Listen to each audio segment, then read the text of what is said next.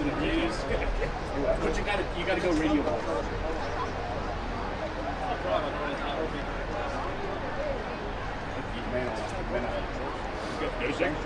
I broadcast like one game a year between basketball and football. I don't have a lot of experience. Like I think I've done 2 basketball games with Brandon. One football game is like 3 years. Yeah, he still amazes me when he does basketball. He looks at the roster and says, "That was hard to win." He knows some names. It kills my dad. I didn't just play like Play-Doh.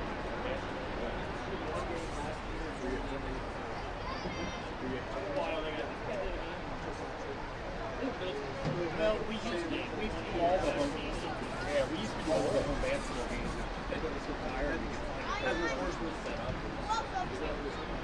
the basketball team does not want to get some person involved out, we'll just do football. And what the baseball games, we've had 3 right now last year, so we didn't do a game. We've done like 1 game in the last 7 years. And we won an award for it. We actually did that. So it's a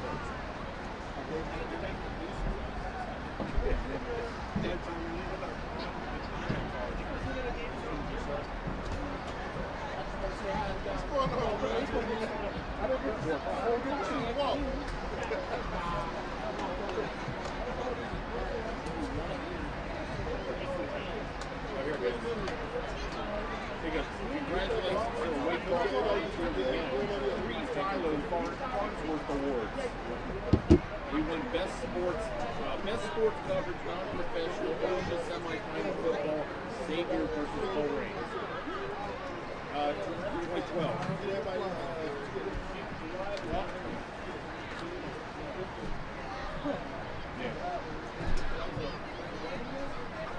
No, Tony plays for football. Oh, yeah, okay. And they did I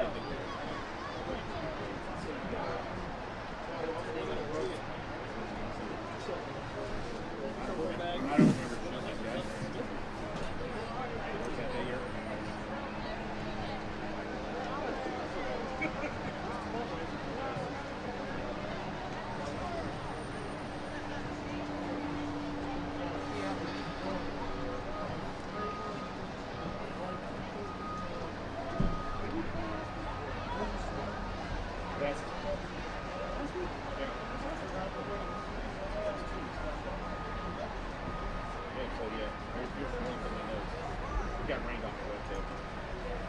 So what's interesting if you go head-to-head,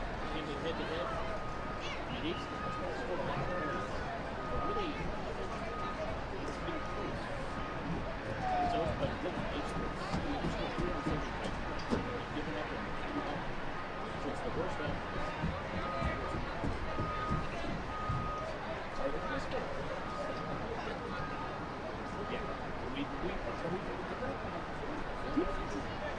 Our defense is second in the league.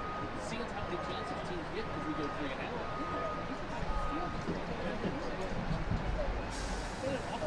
Oh, yeah, and look at their schedule. What's the schedule?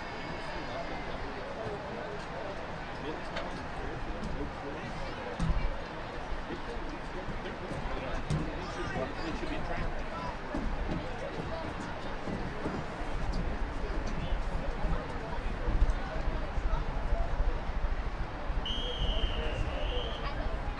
I'm not going to lie. Is there anything good in it? Is there anything good? Candy? Video? Candy?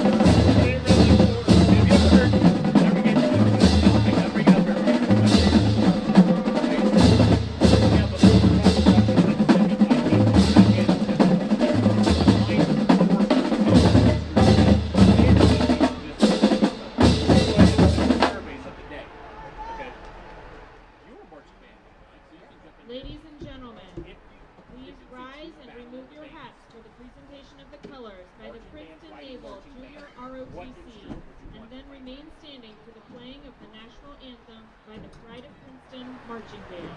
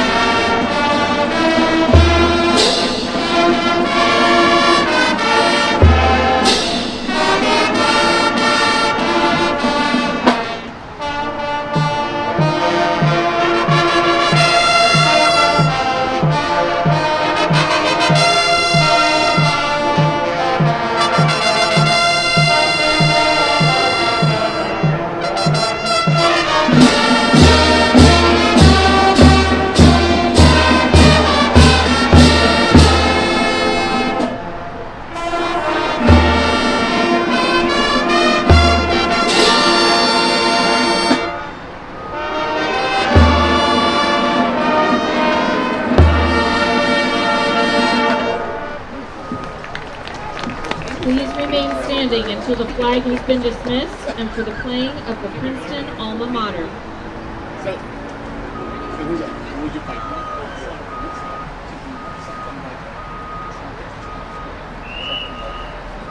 I don't know. There's no right answer. It's just but you gotta carry that big thing. I think it's not get good reach for it. No, I think singles. A shield.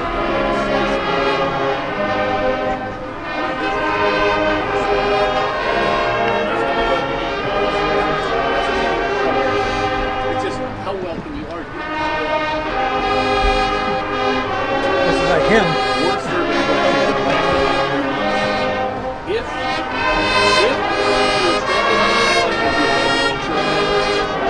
that dog, what breed of dog would you it's hard to place. Sharp bait, be cleanup. Rottweilers, Chihuahua. You guys came up with winter dog. But besides the band, and the weight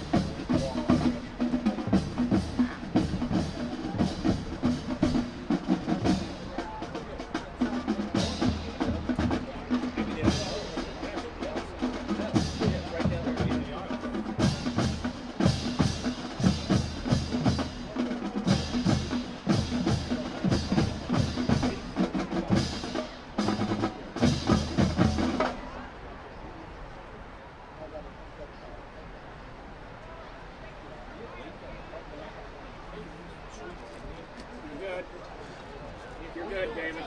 Yeah, I know. All of a sudden, no, it should be back now.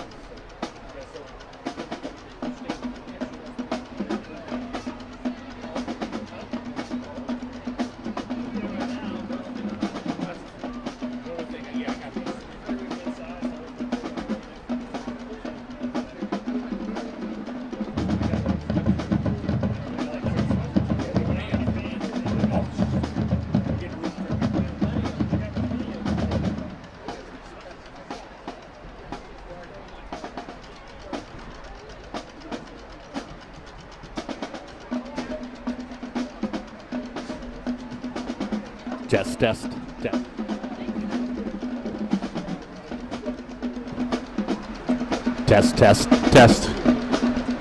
Good mayor.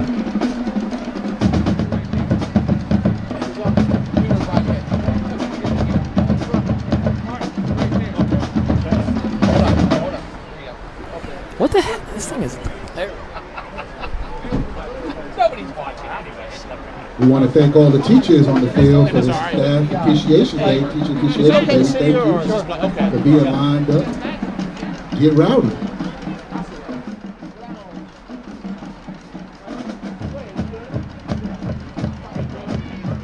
Check.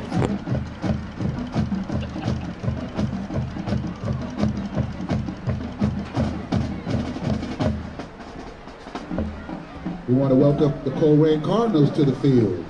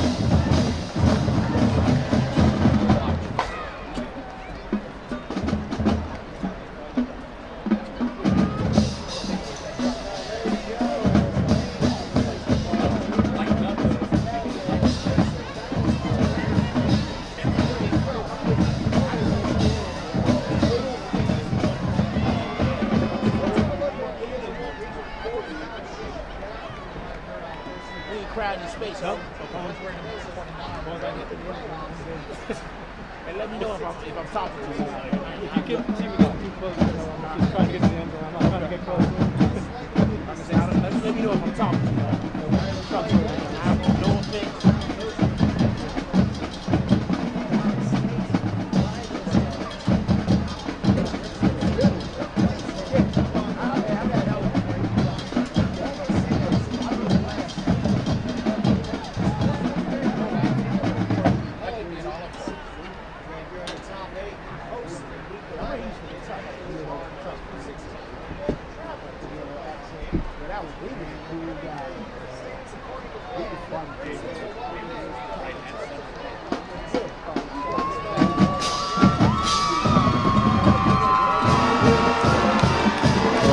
Princeton fans, let's get on our feet.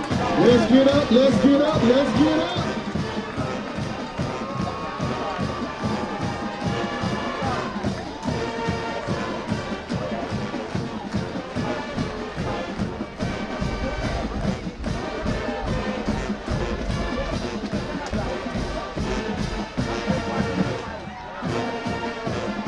Here comes the Vikings!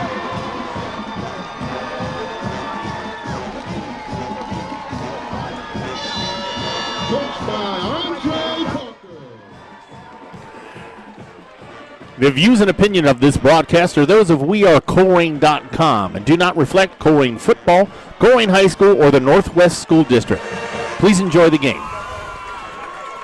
Welcome to Princeton High School, Pat Mancuso Field, GMC action. We're wrapping up the season tonight. A battle between the host Princeton Vikings and your Colerain Cardinals. I'm Brian Wyatt along with Jason Helfridge and our producer Mike. We're kind of a strange crew here tonight. I don't think the three of us is working combination. Brandon is celebrating his anniversary, not here tonight, so we'll get it out of the way right ahead. You're seeing pictures of the field right now, but during the game, you will only see the scoreboard. OSHA rules does not allow the away team to show live action on the field. So tonight, Colerain Cardinals been struggling this season, 5-4 overall and 5-2 in the league. Going to face a very dangerous 8-1, 6-1 in the GMC Princeton team. You'll hear a bunch of names tonight, but they've got what's crazy, Jason. If you look at their stats, their quarterback T.J. Engelman, actually he's their backup quarterback, played all year. He's got 1,100 yards and 15 TDs. He's not starting tonight. They brought back their starter, Mikey Lynn. We saw him last year. Yes, he was a starting quarterback last year. He can throw the ball. He's been out all season with an injury. Came back last week, threw for over 300 yards and 4 touchdowns. So we're underway as Colerain just does a little punch kick, pops it up. Princeton's taking it about the 20-yard line, gets out just inside the 30-yard line. Ball's going to be placed at the 29. It's a nice quick tackle there by the Cardinals. Not much room for the Vikings return man to run there. Yeah, we've seen that a lot. Colerain, does have the ability to kick it deep, but there's been some big returns, and they've gone to that pop-up kick. In the high school level, I'll give the 30-yard line every time. Absolutely. So coming out, as we said, McKee Lynn, 357 yards and 4 touchdowns all last week. He's got weapons all over the place. Look for T.J. Engelman and his brother Jaleel Engelman. 10 touchdowns in between them. They like to throw it. They have deep threats. Division I wide receivers all over the place. Can this Colerain Cardinal defense put a little pressure on the quarterback? Yeah, that's going to be imperative for the Cardinals to help their secondary out. Can they get some pressure up front? So shotgun formation. He's down. Fumbled the ball there, but yeah, he got it back. He tripped and fell just coming over his own feet. Turf monster got him, it looked like there, Jason. Looked like he tried to spin away towards his right and tripped over his own feet. Yeah, we don't have a heavy rain, but it's one of those annoying misting rains. Everything's going to be a little bit wet. Everything's going to be a little bit slippery. Might play into Colerain's defensive strategy just a little bit. You got to play a clean game. 2nd down and 20. We've got penalty flags on the field. Yeah, it looks like Colerain's going to be lined up offsides. Yes, correct. Yeah, Colerain, in my eyes, got to almost play a perfect game tonight. They are the underdog coming in. They were beat last year by this Princeton team, and this Princeton team was young last year. They're a year older at all their skill positions. They give it off. Big run up the middle for the first down all the way to the 43. Amani Steele takes it. The Vikings are going to go no huddle. They're going 4 wide receiver shotgun formation. The ball's going to be spotted at their own 43. Again, shotgun formation, 1 running back. Feeds it to that running back. He is slowed at the line of scrimmage, breaks the original tackle. He's got to pick up about 4 on the play. Yeah, they're going to be. Amani Steele is one of the running backs. You'll see they got a lot of weapons. He's got 6 touchdowns on the year. You also see Maurice Borden. He's got 5 touchdowns on the year. So they like. We heard we might see T.J. Engelman playing some running back as well tonight. That's his true position, but they're going to use. Yeah, they're going to use him a little bit everywhere. Oh. I tell you, open field tackle there by the Cardinals. Yeah, they swung it out to the outside, tried to get a little bubble screen going, kind of blown up there. Yeah, there was 2 Cardinals there, and both got a hand on. The second one was able to bring him down. Yeah, forgive us that we're going to miss a lot of numbers and names tonight. We're sitting outside in the rain, bad lighting. In the dark. In the dark. So it's going to bring up a 3rd down and 7-yard line. A little bit of movement up front. Colerain does not cross the ball. Checks the play. They're going to need to get to the Colerain 47-yard line. Snap is back. Looks at the short throw. It's taken. Oh, he needed enough. Yeah, he needed 5. He got 7 into Colerain territory. Ball at the 45-yard line. That gives us another Viking first down.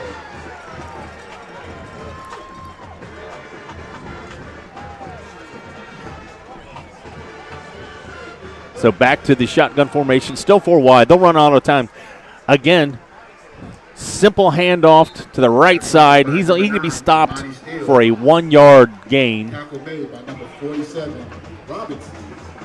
Robinson on the tackle for Colerain, along with a host of other Colerain players. Second down, 8 yards to go. 9:26 left to play in this first quarter. Princeton on their first drive. Again, no huddle shotgun formation. Snap is back. He's surveying the field. Kind of throws it in the backfield to get screen. They just can't find him. Just jitterbugs around. They had him stopped for about a 2-yard loss. And yeah, he was somehow in a crowd of players for both teams there and managed to snake his way through there. And that was our first. That's T.J. Engelman.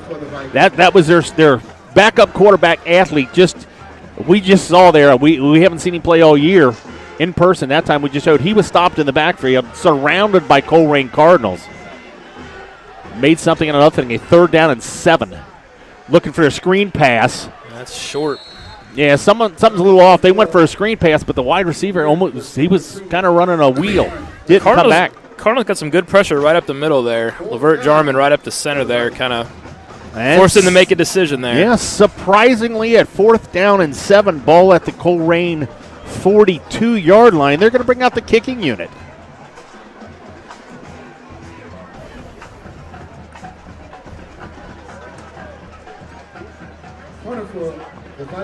Jason Young is going to be setting up about his own 5-yard line. Snap is back. Punt is off.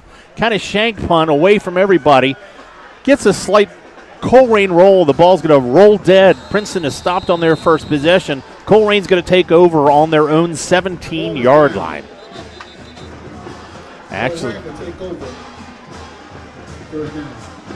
And we've had our first sideline warning on Colerain.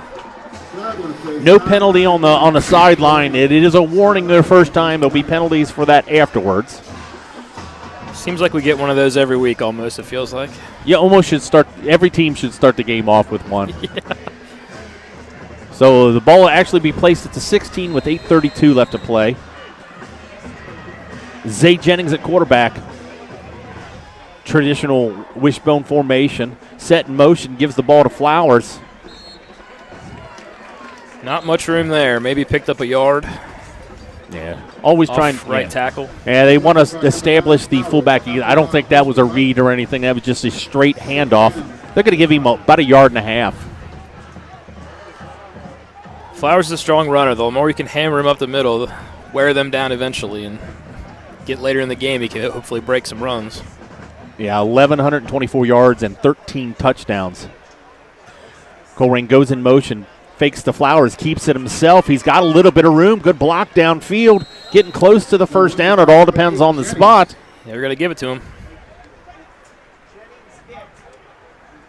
Did they signal it yet?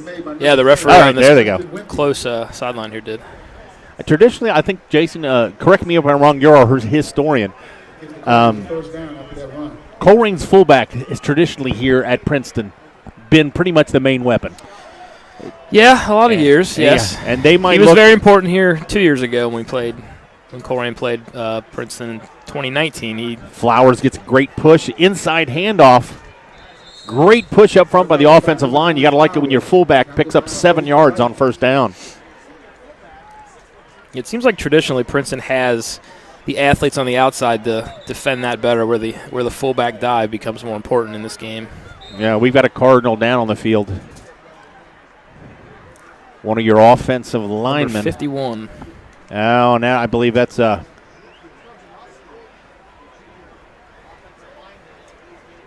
well, this has been one of those Brandon would know. This was a roster a jersey switch.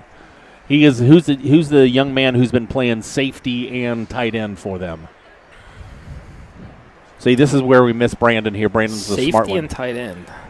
Yeah, kind of flexed on both sides. He's pretty much played since Willis has come back. Pretty much played the tight end, quick tackle.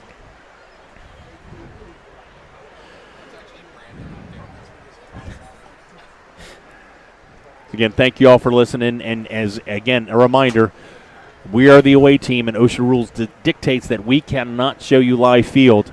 And with Brandon not here tonight celebrating his anniversary, the radio at We Are Colerain is not open. But we thank the people from Corona, California and Chicago.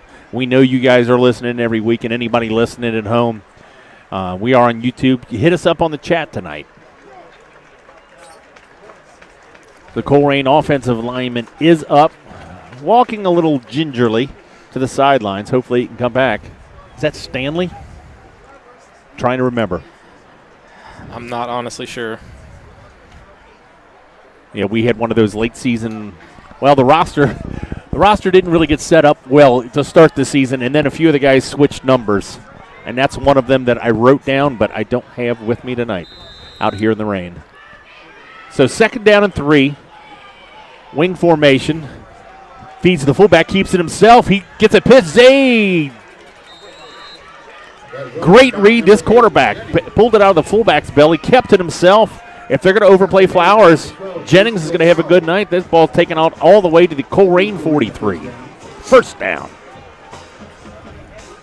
Cardinals doing what they need to do so far. They can hold the ball and keep that Vikings offense off the field. That will play into their hand for sure. Yeah, almost the best offense in the GMC. Colerain kind of chases down up the cadence right there, and they're going to get a free 5 yards, it looks like. Yes. Not too often have we seen with this young sophomore team them changing up the cadence. This time they're going to get a free one. The Princeton Vikings are going to jump off sides, going to make up the 2nd down and 5. As I was saying, yeah, Princeton's the best offense in the GMC, and Colerain one of the best defense. But you flip the coin, Colerain's one of the struggling worst offenses against one of the worst defenses. Yeah, this is an interesting matchup. Both sides of the ball. So Flowers going to take the hand up right up the middle and just they're going to give him 1 on the play. 2nd down and 4. Yeah, Princeton's offense has scored 375 points, and they missed a game. They got a forfeit in there, so they're a game short. But they've given up 199 points. On the flip side, Colerain has only scored 170, but they've given up only 147 as Flowers takes it up the middle, goes strong, straight dive up the middle. All depends on the spot. Referees aren't moving in. Might be just like a half yard short. Made by number 44, Ty Carter. So they're going to call him 1. Yeah, almost 3rd and 1. About the length of the football. Colerain breaks the huddle. No change in formation again. The double wing formation. 1 wide receiver out wide. Motion. Got to jump again. It's that false motion has never worked all season, but it's worked twice tonight. So another gift.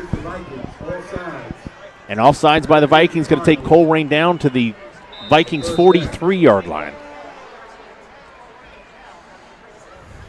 Yeah, the longer, Colerain's going to have to be methodical. The longer that these drives can matriculate down the field, keep the ball away from this dangerous Princeton defense. But we've seen this from Colerain. They've gotten down the field and just have struggled once they get in the red zone. So the ball is snapped. Got a counter. Really picked up real quick. Not much room there. Yeah, Amir defended well in the interior there. Yeah, Amir Shannon came in as a running back for a couple plays. We see him both ways, but Colerain hasn't done a good job when they've got that two-way player. When they come in, they're pretty much going to get the ball. Yeah. So you can almost key in on them. They're going to give them no gain on the play.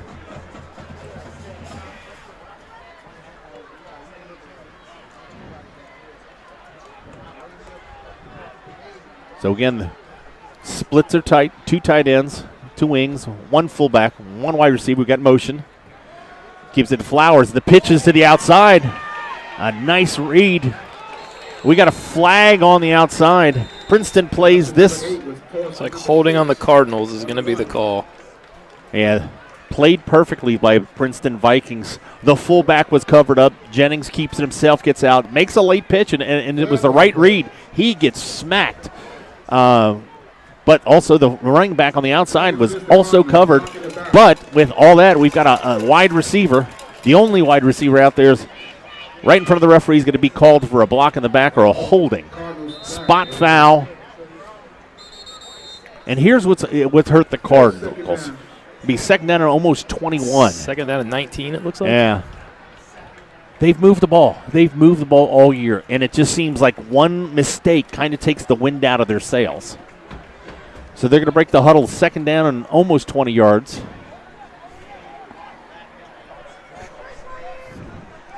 This time to the I formation. Straight up the middles to Flowers. No read, just feed your fullback. Second down and 9. He picks up about 3 yards on that.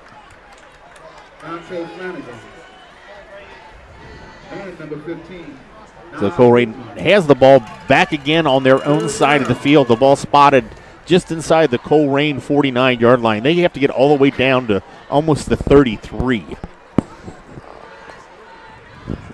So it's going to be 3rd and 16 upcoming here. That's your job tonight. You do math. I can handle that. Yeah. I formation. Snap is back. We got the counter again, and he's got a little bit of room if he can break one. Ooh. Nice block on the outside. It was Willis. A couple yards short, I believe. Yeah, it was. They're going to mark him 3 yards short. Yeah, Amir Shannon this time the counter worked. This time out of the I formation. Good block down the field.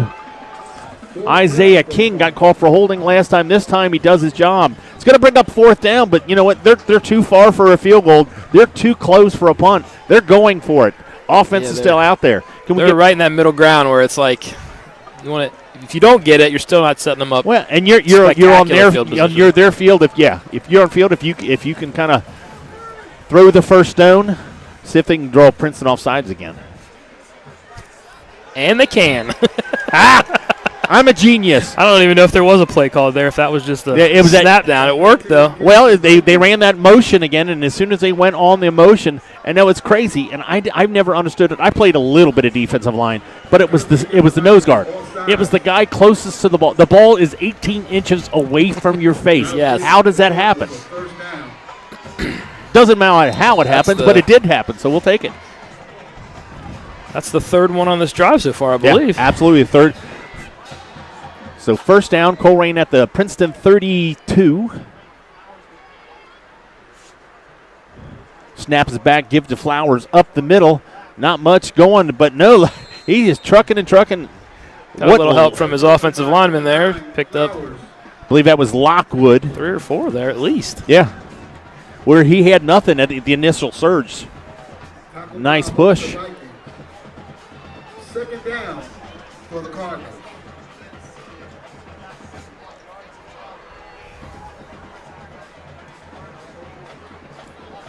Colerain breaks the huddles. 2nd down and 7. Wing formation.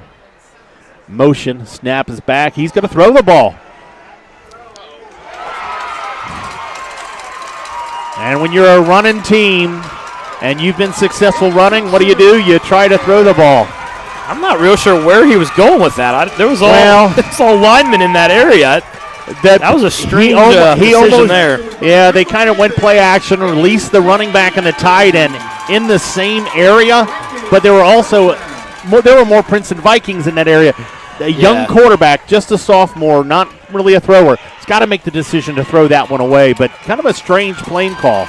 And he didn't hesitate either. He made that decision quickly, which is even more perplexing. Yeah, so Princeton Vikings going to bring that interception all the way back to the 50-yard line. 1:37 left to play in half.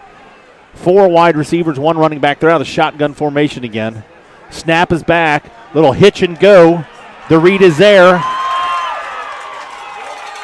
Playing a little bit of soft zone, not letting them underneath.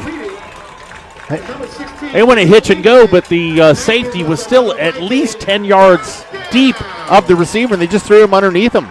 There's a big spot or a big cushion there in the middle of the field. He had plenty of room to just settle in and catch it. Yeah, some kind of miscommunication as they try to run to the outside. Princeton does. A little bit successful. Push. Going to pick up 5, take it down to the Colerain 20-yard line.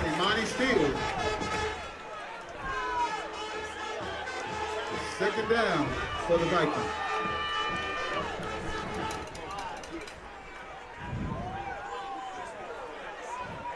It's amazing.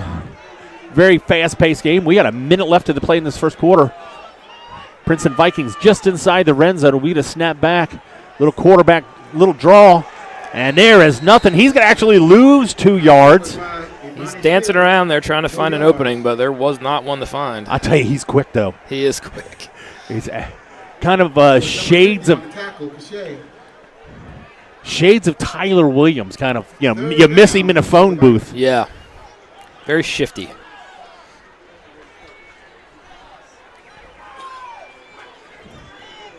So 3rd down, they're going to call it about 7-yard lines. Quarterback keeps it himself this time. He doesn't run too often, but when he does, it's effective. Princeton Vikings, 22-yard quarterback read into the end zone. They strike first. 17 seconds left in this first quarter. I think he might be calling him out of bounds here. Maybe. Oh, yeah, the referee. There's a flag for something about the 7-yard line here, it looks like. Is this a little post-possession? It looks like they're walking him back. Yeah, I think it's a hold, it looked like. On the receiver on the outside there, number 7. And that would be Rodney Harris.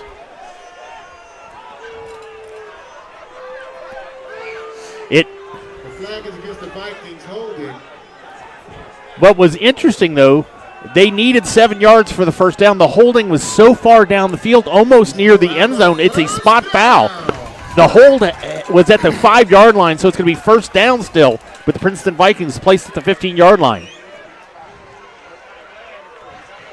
Quarterback keeps it himself, gets chased out of bounds. No gain on the play. Yeah, I think the hold there in the last play was the last guy to beat there. Is who got. It's one of those. Yeah, he made the hold right there near the goal line. You've got it back. 1st and goal at the 5 if he doesn't make the hold. But they'll give him 1 on that play.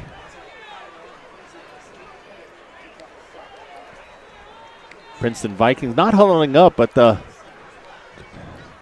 quarterback taking his time to get the play in. Got 12 seconds left here in the first quarter. 8 seconds left in the play clock. 6. They're having trouble getting lined up. They're going to have to get a timeout, or they're going to. Their coaches do not notice the play clock. I tell you what, he's yelling at his quarterback for getting them lined up, but you've got several coaches on that sideline. They've got a play clock in the end zone. Everybody's got that assistant coach. I used to call him Coach Get Back because his one job was to get everybody back. Put that guy in charge of the play clock, too. There definitely seemed to be some confusion. Or are they giving him a timeout? Looks like the referee already signaled delay of game. Now they're calling a timeout. Okay, the flag was picked up. Evidently, they did call a timeout.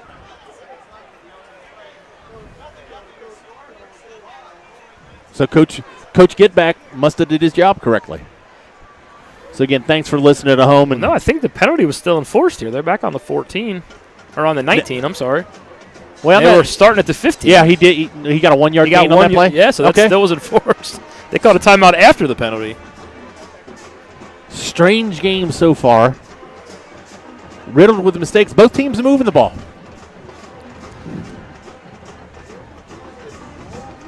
But again, thanks for Jason helping us out.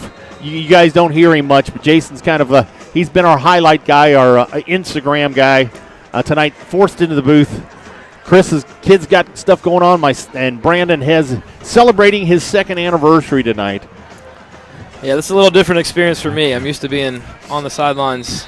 So here we go. Quietly filming highlights. This is 2nd and 14. Bit of a change. They need to get to the 15-yard line.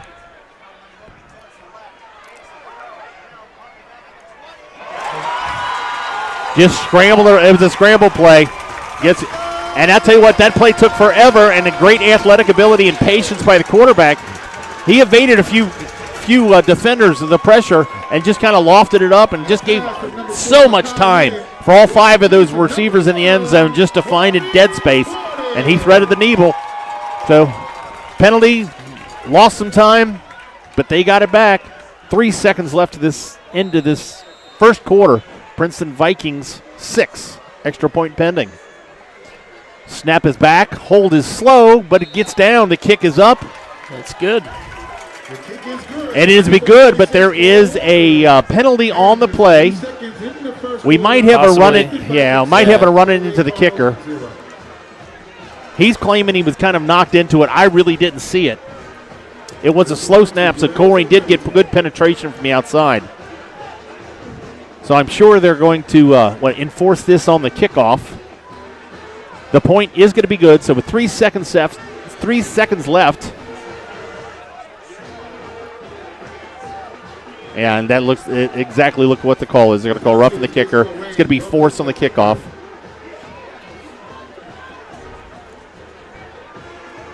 So the Princeton Vikings strike first. Be applied on the kickoff. This is not a Colerain offense that can get behind and come back. This is a Princeton offense that can do that, but they don't have to tonight. They've got the lead. But yeah, as I said, they've only played, or they're 8-1 overall, 6-1 in the GMC, and they've given up 200 points. So you can score on them. You just got to stop them too. Fans, please pitch in and do your part. Keep our stadium tidy.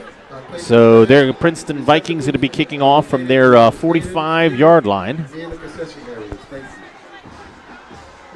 So it's not enforced on the kickoff. They just declined the penalty. Kickoff by number 46. Foster's going to be setting up at his own 5. Walker.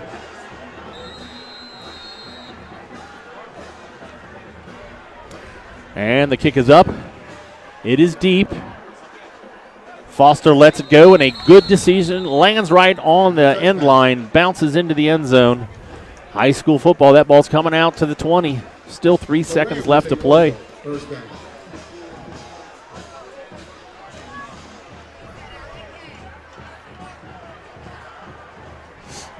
It's actually the 25 now.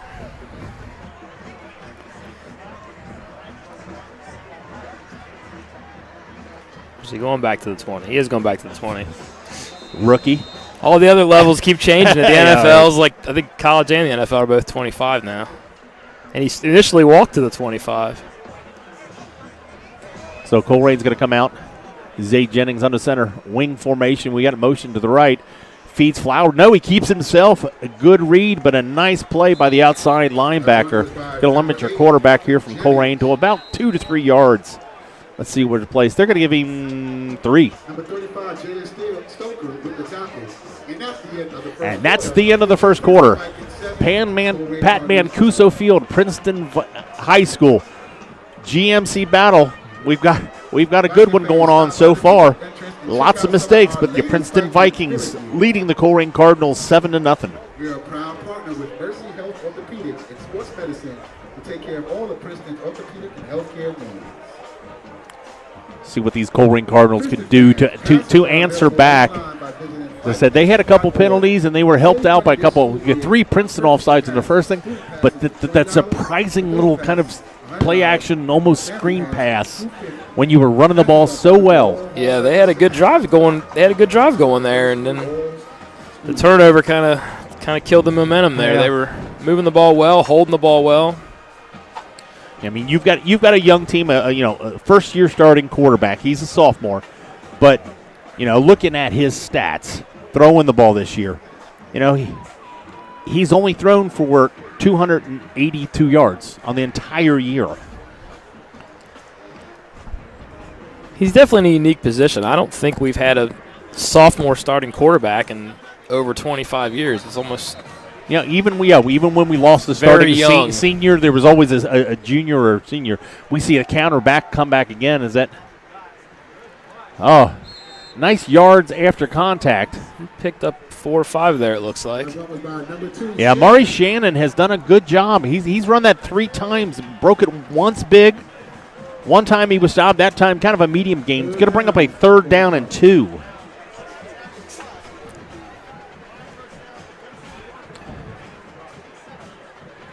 So Colerain comes out. They've kind of widened the splits. 2 tight ends, 2 wing backs, fullback, 1 wide receiver. Set him in motion. Jennings was kind of stopped it. He is going to pick up a 1st down right there. Does a great job. One of the Princeton Vikings got great penetration, made the quarterback keep it, even got him by the legs.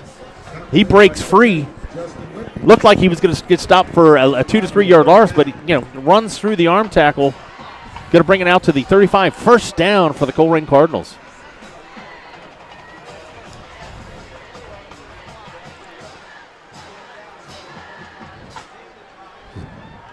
We saw a little bit of the I formation, but pretty much all night we've seen the traditional 2-wing formation. Feeds to Flowers straight ahead, and Flowers has got some room. A great block up front.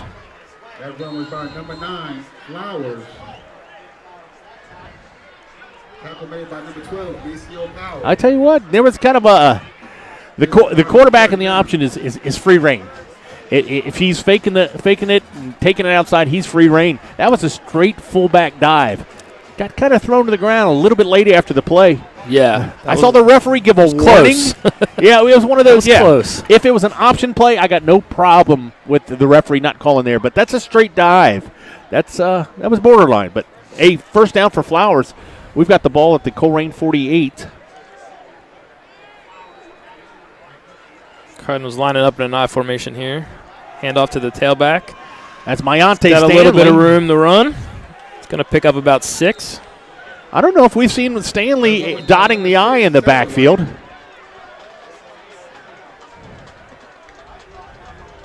Oh, I'm sorry. That's Satterwhite.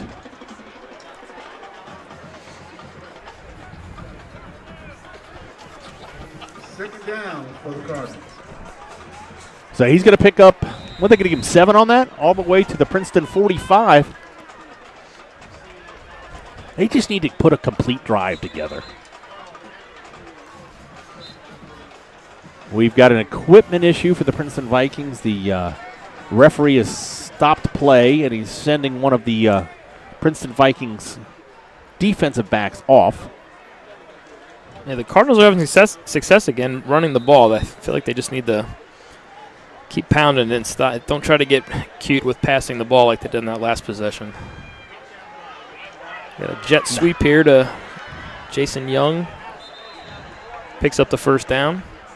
That run was by number 24. I'll tell you what, Jason Young is not the biggest guy on the field, but it's great to watch him. He's got an explosiveness that you kind of hold your breath every time he touches the ball. He only has like 5 receptions on the year, but 2 of them are for touchdowns. Yes. Yeah, he's definitely got a quick twitch that he can make a quick cut and get upfield.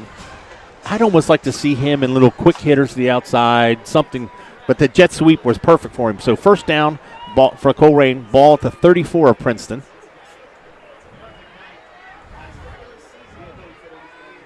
Handoff goes up the middle. Flowers has got nothing. Princeton Viking just smothered him. That run was by number 9. They were actually going to say he lost 2, it looks like they're going to say. Nas Lukeman. Second down for the Cardinals. so. Second down and 12.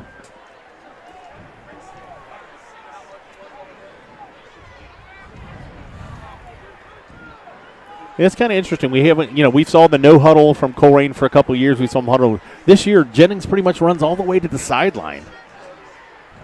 So he calls the play, gets him back into the wing formation. Princeton really crowding the line of scrimmage. They run a counter To Amir Shannon.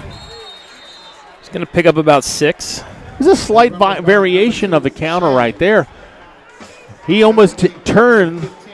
Kind of turned and just flipped it to him. Yeah, it was almost like an option, but it was almost kind of a long handoff. I don't know if you call that a pitch, but it was almost instead of the inside counter, it was the running back, Shannon, was behind the quarterback, so it was almost an outside counter. Yeah, that was definitely different. Okay. So 30-yard line. They need about 7 on the play. Princeton does not fall for the false motion again. Very close. They string it out, trying to turn the corner. Gets back to the line of scrimmage and nothing else. So they're gonna mark him out to 31. Well, now they're gonna move back to the 30. So it is 4th down, and they're that same spot they were before. Too far for a field goal, too close for a punt. 3rd down and 6. They're going for it on 4th down.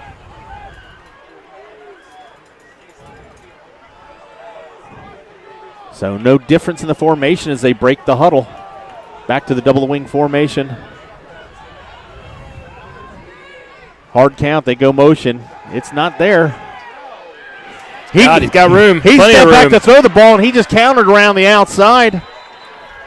It's going to get down to about the 15-yard line there. Yeah, they went play action, and they were looking for the traditional seam route that we see all the time. Tight end, the wide receiver, the wing back, releasing down to the right side of the field. But there was enough pressure that forced him out to the left, and there was nobody over there. That whole sideline was empty. Smart decision there by him to just use his feet and get the first down. So that takes it all the way down to the 15-yard line. First down for the Colerain Cardinals. We're down to 8 minutes already left to play in half. Counter is stopped by Princeton initially. Shannon. I think he ran in the back of his own man there. Yeah, there wasn't really any hole for him to do. Thank you, Princeton player. One of the Colerain offensive linemen has lost his helmet, and one of the Princeton defensive linemen kicked it 20 yards down the field. But one of the Princeton defensive backs picked it up and gave it to the player. So it's nasty what goes on in the offensive and defensive linemen. Yes. So that does bring in a substitute offensive lineman in for the Colerain Cardinals. We know we're not deep there. No gain on that play. Second down and 10. Ball's at the 15. So we got another lineman who lost his shoe there coming out of the huddle. They don't move quick enough to run out of their shoes. They run play formation.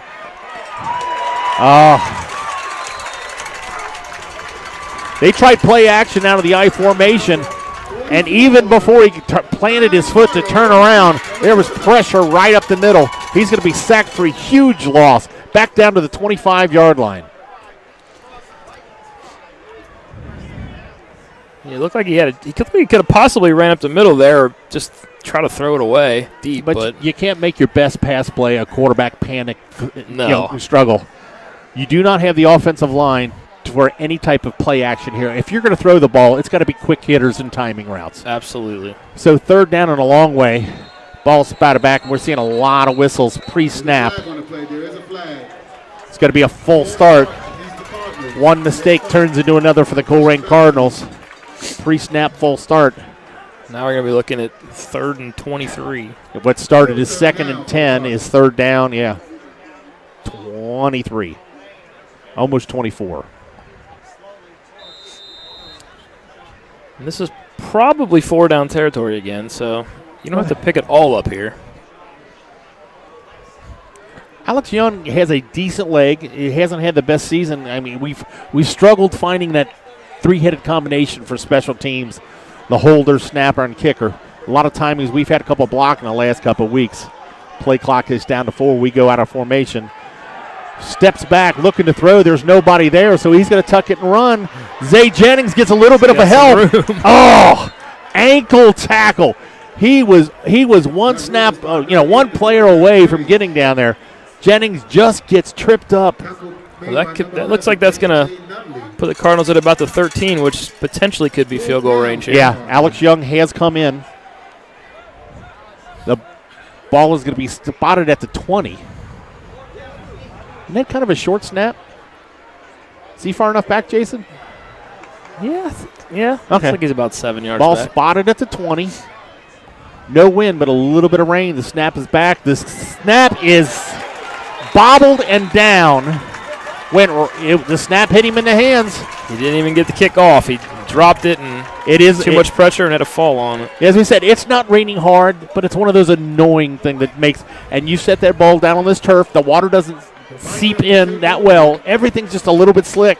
It was a good snap, but hit him in the hands and dropped it. So, again, Colerain moves the ball with nothing to show for it. 5:40 left till halftime. Princeton's going to take over at their own 19.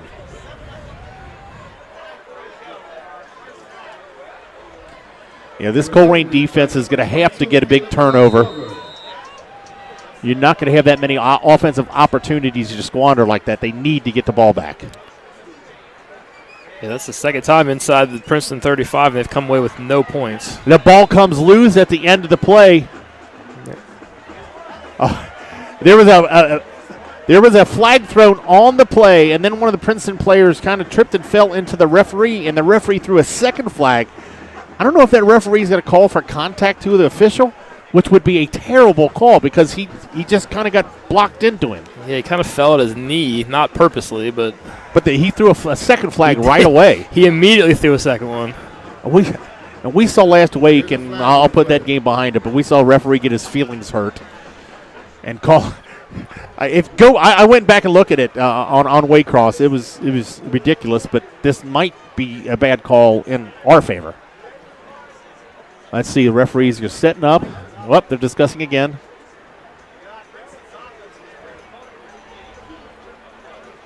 So we got a personal foul against Colerain.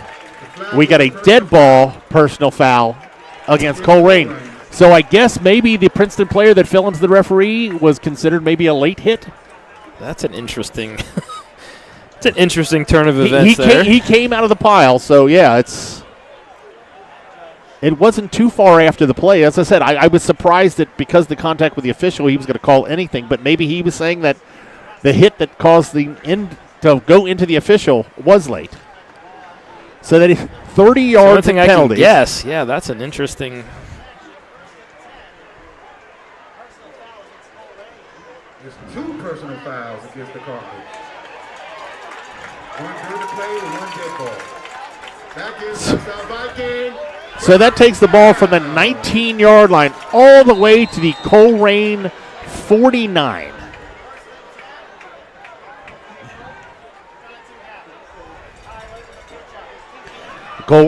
Princeton's trying to jet sweep, and here comes another flag from the officials. Jet sweep coming all the way across the field, kind of well strung out by the Colerain, limited the gain, but it is going to be a flag against a Princeton Vikings.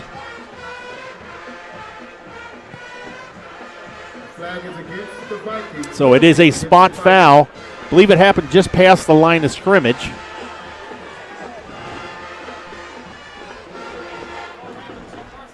So they're going to walk it off from the, actually behind the line of scrimmage. They're going to walk it off from the 50. So this ball is going to bring it back to the Princeton territory. Ball on the 40. Repeat first down and 20.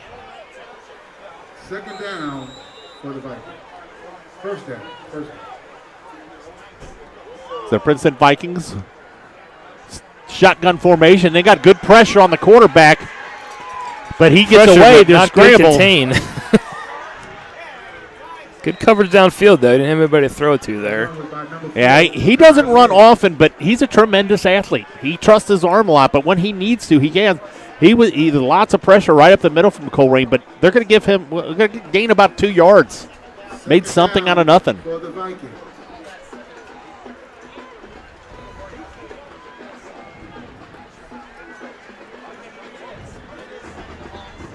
Keep waiting for the Princeton Vikings to take a shot deep. That's what they're known for. Averaging almost 19 yards of reception by their wide receivers.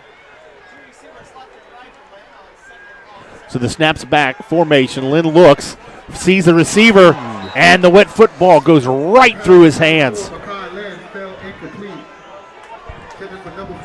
Lorenzo Engelman, he found a soft spot in the zone. That's been successful. But that was a perfectly thrown pass.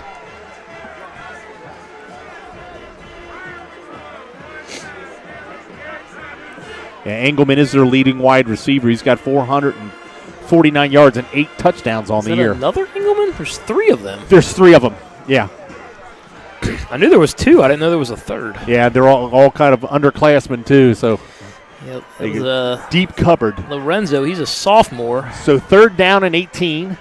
Colerain gets a little bit of pressure up the middle. There on the outside of the. That one's going to be good. Nice cutoff by Colerain, but interesting what you're going to call right here. Do you push him back even further because you've got a very deep holding play behind the line of scrimmage, but you've got an incomplete pass? Personally, I think I would decline this and take the ball. You want the ball. You don't want to give this offense any kind of chance. Definitely not. And that looks like what the Cardinals are going to do here. Down for the Vikings. Yeah, I think that was on the left tackle there. He kind of almost tackled the Colerain edge rusher there. It looks like when they've set up to go deep, as I said earlier, I'm surprised they haven't. They really haven't had a lot of time. Colerain is getting good pressure from its defensive linemen. Yes, they are. They're getting good pressure on those deep drop backs. Colerain return, setting up about his own 30. He kind of saw an ugly kick last time. Snap is back. The kick is off. It's a decent kick, end over end. We got a fair catch. Doesn't get much of a. Actually, it bounced almost completely a right angle. It landed on the 25. It bounced 30 yards, and it was still on the 25-yard line. 25. The Cardinals have had success moving the ball. They just haven't been able to finish drives so far. Last one There's ended inside probably the- no chance of us getting stats here of stranded outside of the press box out here, but I would say Colerain's probably got more yards than Princeton. They've I would had imagine 3 so. sustained drives. Princeton had the 3 and out. The one drive that scored was a shorter field. So, defensively, Colerain is doing their job. So 4 minutes left. Colerain comes on offense with one not enough player. Oh, we had the one. So Colerain back. Gives the Flowers right up the middle. He's got a little bit of crease, and you don't give him that much of a crease. The big man. Close to the first down here. All depends on the spot. They're going to wave him forward. It's like a first down Cardinals.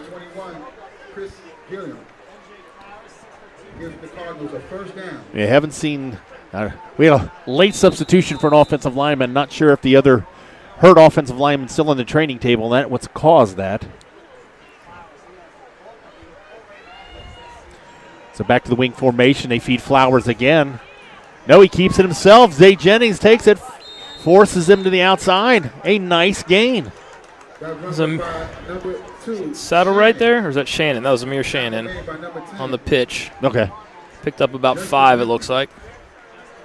I had an second and looks like they're gonna. I had an obstructed view from. So they're gonna give him 6 there, so it'll be 2nd and 4.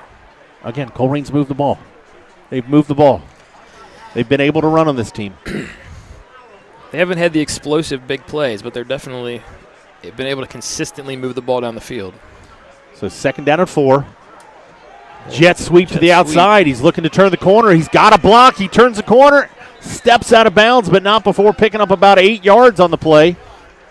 That run was by number 24, Young. Yeah, Young's going to take it all the way up to the Colerain 47. First down.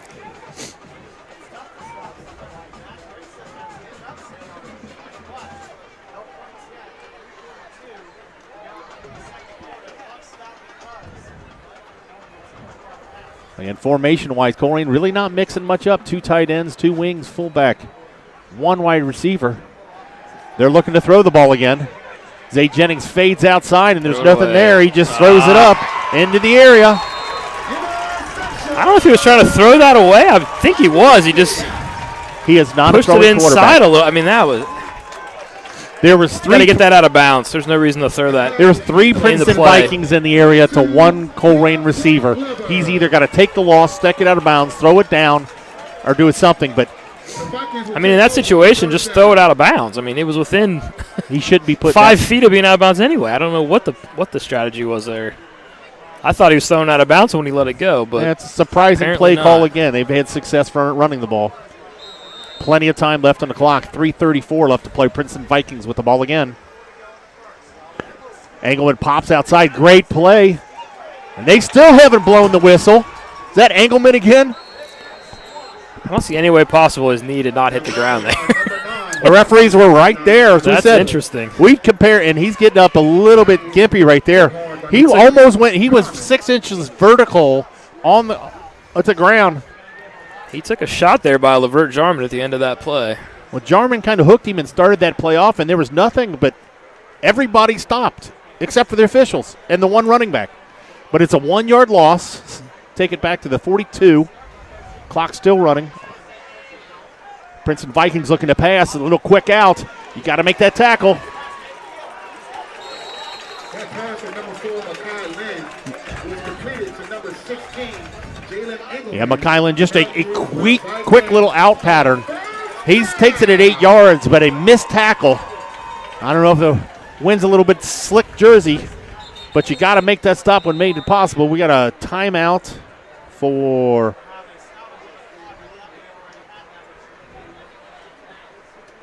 I don't know if they reset the play clock. Did something right there. Not sure what that signal was, but a first down. Princeton Vikings have the ball at the Colerain 44. Shotgun formation. 3 wide receivers. Snaps back. Hand up the middle. A little bit of a crease, but really nothing there. Going to be stopped by the interior of the Colerain off defensive line. They're going to give them maybe 2 yards on that play. Princeton Vikings with 2 timeouts left. 2:30 on the clock. A lot of time when you got an offensive explosive as this team. Yeah, we're still at 2:20. They still got plenty of time here in Cardinal territory. Second down. They can strike quickly. Quarterback keeps it himself on a read. And he finds a crease up the middle. Another first down to the quarterback, or down to the Colerain 30-yard line. Mekhi Leonard, as I said, does not run a lot, but he's shifty. He is shifty. He's probably one of the best quarterbacks that we see this I honestly year. think he should run more. Absolutely. He's dangerous on his feet.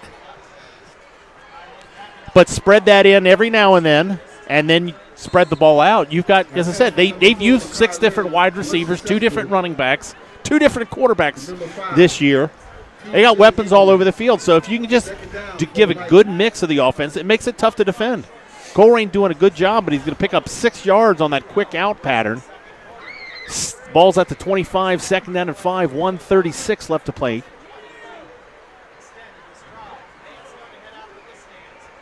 He keeps it himself, and there's going to be a holding there, penalty.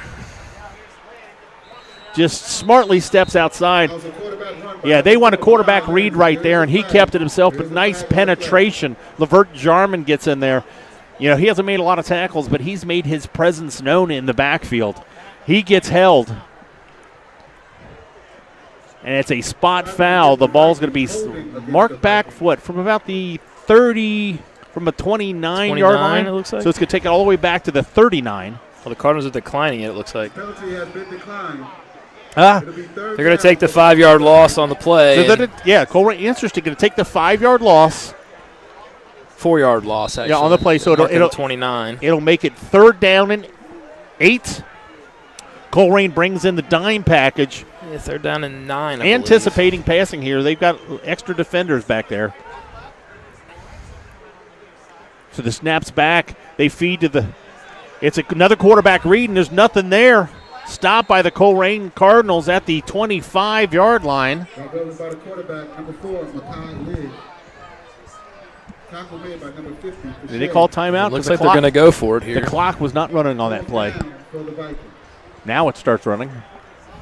We got Imani Steele for the Vikings coming back onto the field, the running back here. Looks like they are going to go for it. 4th and 5. Yeah, Colerain's only got. And the Cardinals just jumped off sides, it looks like. There's a penalty. There is a penalty. The penalty against the Cardinals. All sides against the Cardinals. So it's going to be all sides against the Colerain Cardinals. They only had 3 defensive linemen there, but they jump off sides at 4th down and 4. It gives them the first down. So Vikings first down. They're going to move the chains where they're going to spot the ball exactly at the 20-yard line. Coach Cutright. Cardinals are going to take a timeout here. Yeah, Colerain was kind of making a decision right there after that penalty of which personnel, whether to go back to the run-centric defense or the extra defensive back. Yeah, there was a little bit of confusion there. Definitely safer to take the timeout and you've got all 3 of them. Get your best personnel out there. You don't want to go down to second score. They do have a decent kicker, Cole Walker. He's actually 5 for 5 on field goals. He only has a long of 32.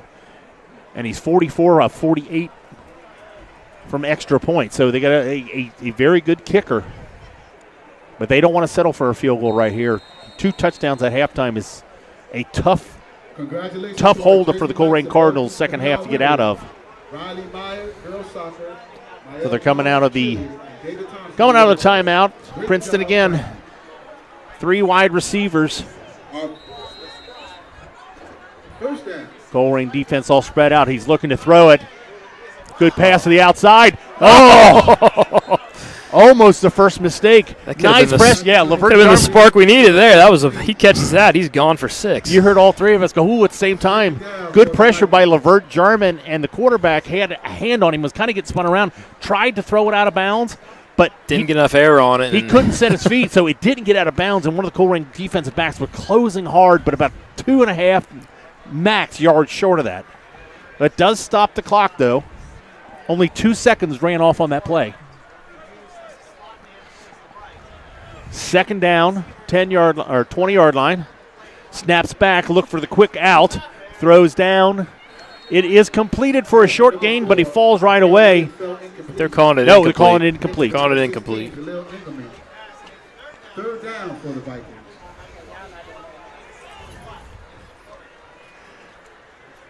So that's going to bring up 3rd down and 10. Colerain's going to bring in an extra defensive back here. 58 seconds left to play. Princeton still has 2 timeouts left.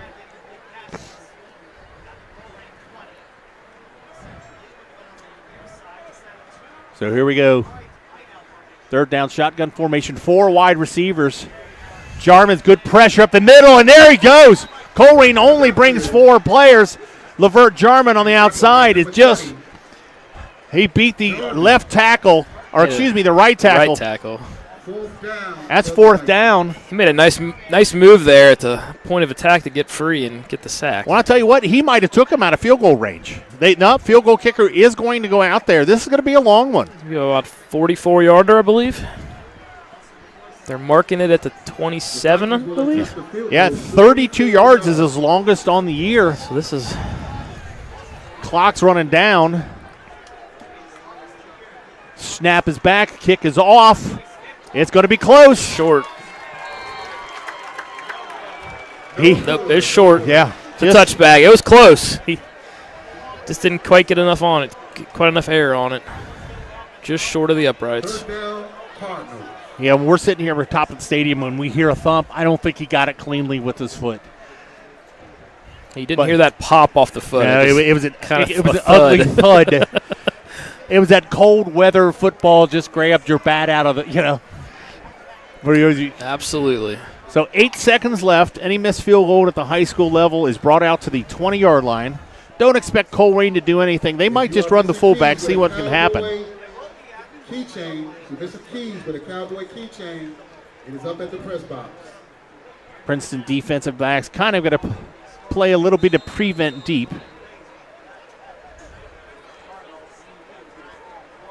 And again, Colerain comes out of the huddle comes off the sidelines with not enough players on offense. But let's take a knee here. You only needed 10 players to do that. True. Yeah. Killing the clock, they take a knee, and we go on to halftime. Here at Mancusa Field, Princeton High School, the Princeton Vikings leading the Colerain Cardinals 7-0. Watch your clock. We'll be back with about 3 minutes left. We're going to struggle around and see if we can. It's usually Brandon's job to find the scores, but our producer Mike's been struggling hard, and he's working. So about 3 minutes left on your clock. We're going to come back with scores and halftime stats if possible.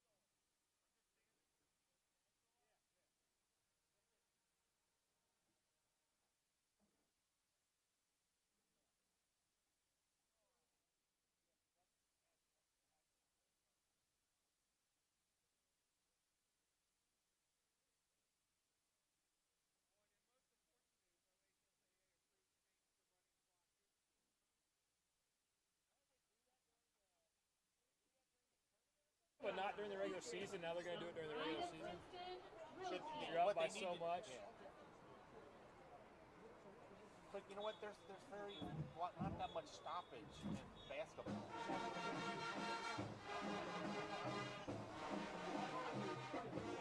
What they need to do is institute you must shoot the ball sometime in the GCL. Yeah, you got to have the shot clock's the way to go. They were like, we don't need a shot clock.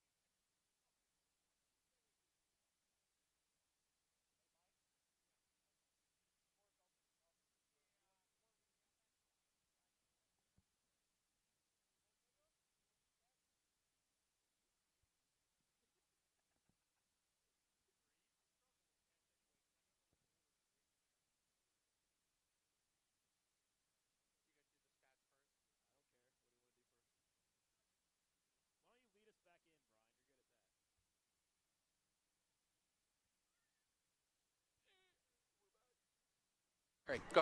Good. And we're back. Halftime stats and scores with Jason and Mike. All right, I got the stats here. We got Cardinals and Vikings both with 10 first downs in the first half. Cardinals rushing 28 carries for 139 yards. Vikings 16 carries for 47. Cardinals have 0 net passing yards. Vikings have 70. Passing-wise, Cardinals are 0 for 2 with 2 interceptions. Vikings are 7 for 12 for 70 yards. Total offensive plays, Cardinals have 30 plays for 139 yards. Vikings have 28 plays for 117 yards. Penalty-wise, Cardinals have 7 penalties for 61 yards. Vikings 6 penalties for 41 yards.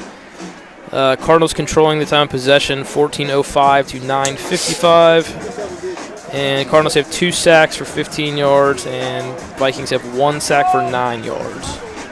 Pass it off to Mike here for the scoring update. Yep. All right. Hopefully we had these scores right. We had some bad scores there for a minute. I think one of the services was reporting some bad scores. But in the GMC, we had Sycamore over Oak Hills, 21-14.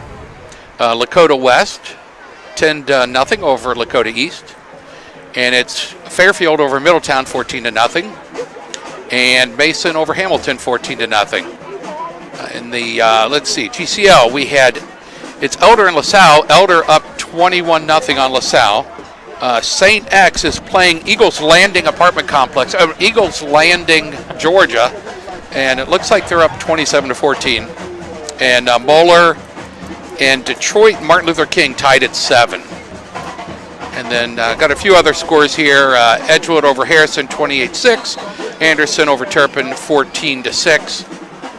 Milford over West Claremont, 14-0. Goshen over New Richmond, 14-8. And last but not least, Woodward 12, Taft 6.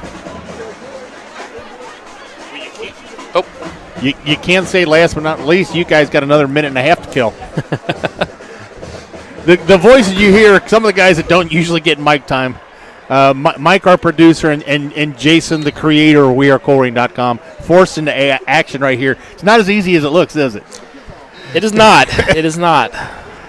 Brandon and I have been pretending to know what we're doing. For what's crazy is we just kind of had our 12th year anniversary, and we get the best seats in the house, but we don't get to do this without the support of the boosters.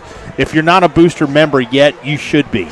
They support not only the football team, but all the athletics and extracurriculars around Colerain, from show cards to chess club, you name it. There's a simple link. You go to our website, wearecolerain.com, and just find, for as little as $5, for as much, if you want to be a corporate sponsor, any we are Colerain because you are our fans. So thanks again for supporting us for this 12 years we've got to do this. And we got another half of football here, Jason, Mike. They're going to restart the clock. We're going to start here in about 2 to 3 minutes. We're not really sure. The rain stopped, but your Colerain Cardinals only down by 7 to this vaunted offensive powerhouse we've seen. Yes, the Cardinals have had a strong game plan so far. They just have not been able to finish drives and put points on the board. They've been able to control the ball. The mistakes have come on passing plays, honestly, when they've attempted to pass the ball. They've done well running the ball. They've just probably need to stick to that. Well, and you said I heard you doing the stats. They've outgained. They've held the Princeton Vikings to 117 total yards and have 139 of their own. Colerain Cardinals are working the wall down the field, and they seem to get within as we were talking earlier, while we were on break, they seem to get between the 25 and 30, and I don't know if it's a panic mode or something happens, and they've done it all year. They could start at their own 1 yard line, work all the way down the field, but they get almost into the red zone, and they make on offsides, a holding, a false bad start, call. hold, something. There's some mistake that puts them back and then makes it, when you're a predominantly running team, you can't constantly be shooting yourself in the foot. And we said, we've got all these sophomores starting. This is a young team, but this is week 10. You can't be sophomores anymore. Yeah, agreed. But, as I said, normally coming in here and we're down, we would be angry. What's going on? This Colerain defense doesn't get talked about enough. for what they did to Lakota West, the best team in the league. Held them until it kind of exploded at the end. Lakota East, it's been scoring on everybody. This Princeton team has been scoring on everybody. This defense has done their jobs, given the ball back to the offense, but the offense hasn't helped them out. Short fields and just been on the field way too long. Yeah, those defensive stats are with them being on the field excessively. So, yeah, they've more than held up their end of the bargain, no question. One stat that I have seen, and to nitpick on this defense, we haven't had a lot of turnovers. No, you're right. We haven't had the takeaways. We've had a lot of stops, and we've had a lot of sacks, and we've had a lot of 3 and outs, but not a lot of interceptions. Not a lot of fumbles. No. They haven't one of those years. Normally we'll see a couple defensive scores on the years. We maybe got 1 or 2 this year. We haven't seen any returns. We did have the kickoff return against LaSalle, but that's been a long time ago in week 1. So they're about ready to start the clock. They're running down to about 20 seconds. Again, a reminder, thanks everybody for listening. No, we cannot show the field during the game. OSHA rules say the away team cannot show live action on the field. I know we're kind of getting away. We can't get too close, but there's a little bit on the scoreboard. Are they showing? No. You can't take a picture of the Colerain cameraman. That's not live on the field. I don't know that. We got away with that one year. Remember at Sycamore. Sycamore's got that really beautiful NASA scoreboard, and we got away with it. But yeah, Mike, every play they were broadcasting the highlight of the previous. I think we might be. You're basically watching the game. Mike, we can't do. I think we might be in. Yeah. We can't do that. We're in violation. No? Okay. This is why we don't let him talk or make decisions. So Colerain had deferred to the second half. Princeton will be kicking off. The only kickoff they've had so far for the Princeton Vikings went into the end zone with no return. Again, the rain has stopped. There's almost no wind. Everything is damp, and I tell you, the temperature's dropped. It's gotten chilly tonight. Yes, it is definitely chilly. We're outside here. So this I'm is definitely feeling it. Kickoff is going to be returnable, taking it about the 15, looking for a crease. Great lane by the Princeton Vikings. Almost unblocked. Young from Colerain just gets past. They're going to mark it, right at the 20-yard line. He was looking around for an opening there, and there just wasn't one. As a return man, you just got to kamikaze-like hope that there's a crease where it was supposed to be, but when he went to make that one cut, Princeton was perfect coverage on that. They filled that gap very well. Zay Jennings from Colerain, first down the 20-yard line. Traditional wing formation, one wide receiver. Fakes to the fullback, keeps it himself, turns it up, is going to make a little in, breaks a little bit of a tackle. What turned into a 2-yard gain turns into about a 7-yard gain. The quarterback keeper on the option. He's gotten better reading that option, but that first step quickness that we've seen from a lot of Colerain quarterbacks, he's a great athlete. But I think he almost when it's his turn to run it, he almost slightly hesitates. Yes. I mean, that'll come with maturity, and he's gotten, as I said, better and better throughout the year. Colerain, same formation. They've spread up the offensive line, wider splits formation. Give to Flowers up the middle, and he's got one man to beat. Oh, the safety takes him down. Just an ankle tackle. Flowers busted through that line. There was nobody there. Widening out the splits from the offensive line, spread out the linebackers, and he's not stopped till he gets a gain all the way out to the Colerain 45. Looked like he had plenty of open field there. Just Princeton defender dove at his feet just enough to trip him up, or he might have been gone. Well, he's a big guy, 6'1", 205, 210 at least, and I wouldn't want to get his way. Take him down low. So first down, motion. Here comes a counter. Colerain kind of running into themselves. Still going to pick up a couple. Yeah, both the running backs in the backfield there kind of ran into each other on that. Yeah, you had a false motion into almost a jet sweep, and the counter was coming back, and they kind of greeted each other. What is that? A Shannon, though, does pick up couple 2 yards. We'll take it on first down.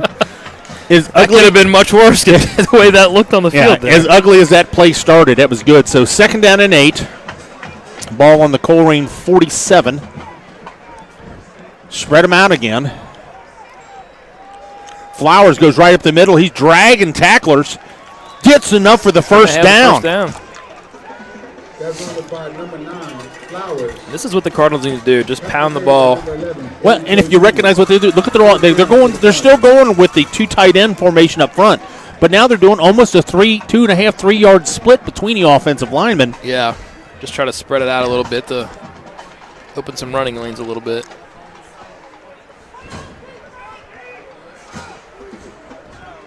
So again, same formation. They break the huddle. The ball at the 45 of Princeton. First down. Feed to Flowers again, and he just goes hard. Another 5. Another 5. Not much room there, but he kind of bowled ahead for a 5-yard gain. You've got 4 plays to get 10 yards. But if you can get 5 on first down, it makes every other decision. Princeton's going to have to do something to adjustment to this wider splits. They just gave him just under 5 on that one. They're going to say 4.5, so needs to get to the 35-yard line for the first down. Jennings under center again. Feeds Flowers. He breaks tackles again. Another 5-yard gain. There. Yep. He needed the 35. He got the 34. Going, not doing anything fancy. They're just lining up straight ahead and feeding the fullback. This is what they need to stick to. They've had success with this all night. They just, when they get away with it, the throwing game has hurt them. I mean, they're trying to pass the ball, and that's where they've made mistakes. So first down, ball spotted at the 34-yard line of Princeton Vikings. Colerain driving.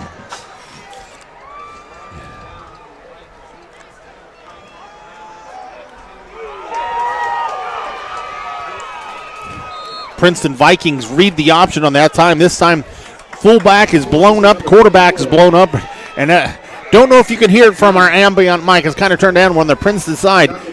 You hear a celebration by the Princeton faithful, but didn't realize Young can run. He broke away there. He had a 7-yard. Could have been a 6 or 7 yard loss, and he turned it into no gain. Yeah, he got it back to the line of scrimmage. So it was one of those, we got him to, somebody get that guy. So 2nd down and 10, wing formation, motion, and a little bit of jump by Princeton. No flag thrown. Ball's fed to Flowers. He's hit at the line of scrimmage. He's driving forward. Going to pick up 2 yards on that. 2 or 3. Yeah, 2, I believe. And we're right back in that spot of the field here where we're on the 32. Yeah. This is a 2-down spot here. There's almost every possession we've got here, and we said, it's 2-down possession. Yeah. It's too close for a field goal, too far for a punt. They're going to go for it here. I'm not going to jinx them. They're getting on first down this time. So mixing it up, I formation. Snaps back. It's an option left. Run to the short side of the field. He's only going to pick up 1 yard on that. That run was by number 24, Young. Young's knocked out. Yep, they're going to get him just 1 yard.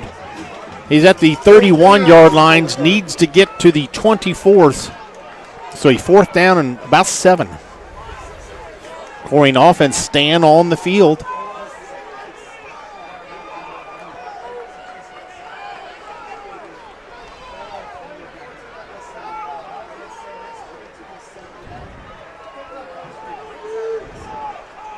Colerain breaks the huddle. They're going shotgun formation.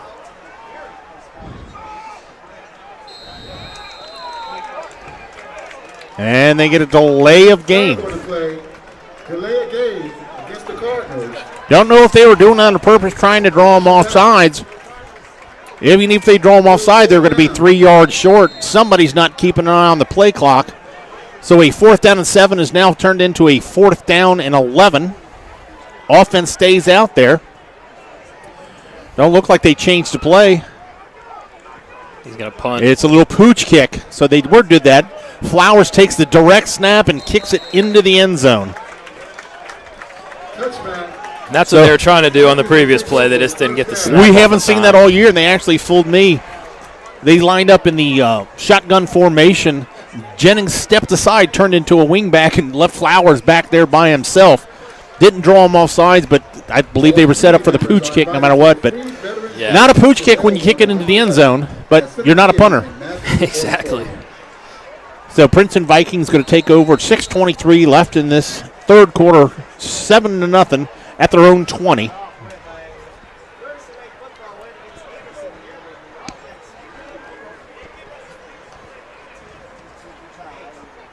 Snaps back, giving up straight up the field.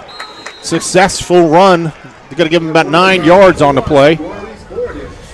Maurice Gordon, we haven't called his name much, but make nice run on first down. Second down for the Vikings. So again, Colerain moves the ball almost to the 30-yard line just to be stopped again. Shotgun formation, straight dive to the running back. Gets stopped at the line of scrimmage, but gets just enough for the first down. They're going to move the chains. Needed 1, got 2. And that gives us another Viking first down. The Vikings, they haven't showed much difference in formation. They're still going 3 wide receivers, shotgun formation, 1 running back. They go motion. Ball an inside trap to the running back. Well defended by the Colerain Cardinals. Drove him backwards and makes the tackle back at the 28. He'll get forward progress, but that was a very good tackle. 31. Banks. Yeah, Tayshawn Banks on the tackle for the Colerain. Yeah, they come almost a counter out of that quarterback read, and they had motion. It was a one-on-one play that the outside linebacker had to make, and he does make it. 2nd down and 9.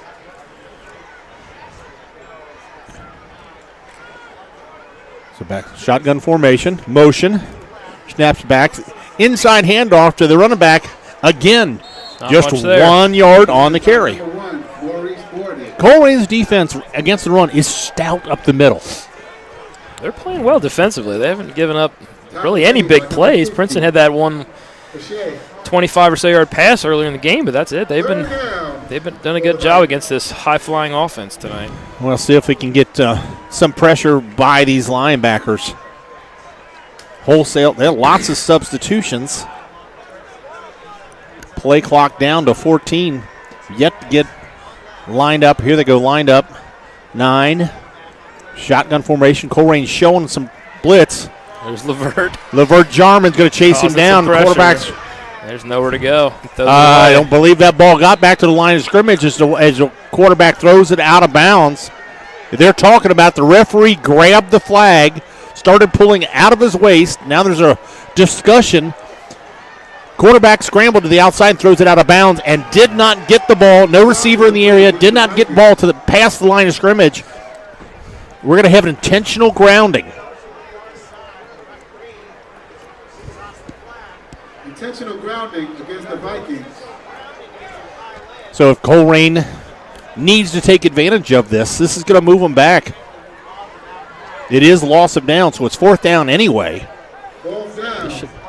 Cardinals should be able to get some good field position out of this, though, with the penalty. They're going to be pushes the Vikings back to their own 23. So Young's going to be setting up at pretty much just past midfield. This is the time where you need a special teams spark, whether you get a block, good return, something. Just be smart right here. Princeton back setting, punting from their own 10-yard line. The snaps back. Colerain gets a hand on it. Is blocked. One of the Colerain Cardinals picks it up right away. And the Colerain Cardinals block the punt, return it down to the 22-yard line. Needed something to happen special teams-wise, and they did it. Didn't see who got a hand on it. I couldn't tell the guy. It was 25 with the recovery. It looked like he just caught it out of the air. Flew right to him. Yeah, it was blocked, but it didn't go down. It was just kind of knocked about 6 foot up in the air, just past the line of scrimmage. But Colerain's going to have their deepest penetration into the almost to the red zone, setting up at the 24-yard line. Got to make something happen now, Cardinals. And inside the 25, what do? make a mistake. We've got a false start. Offensive lineman. False start against Colerain. Another push and backside. So first down and 15, ball moved back to the 29-yard line.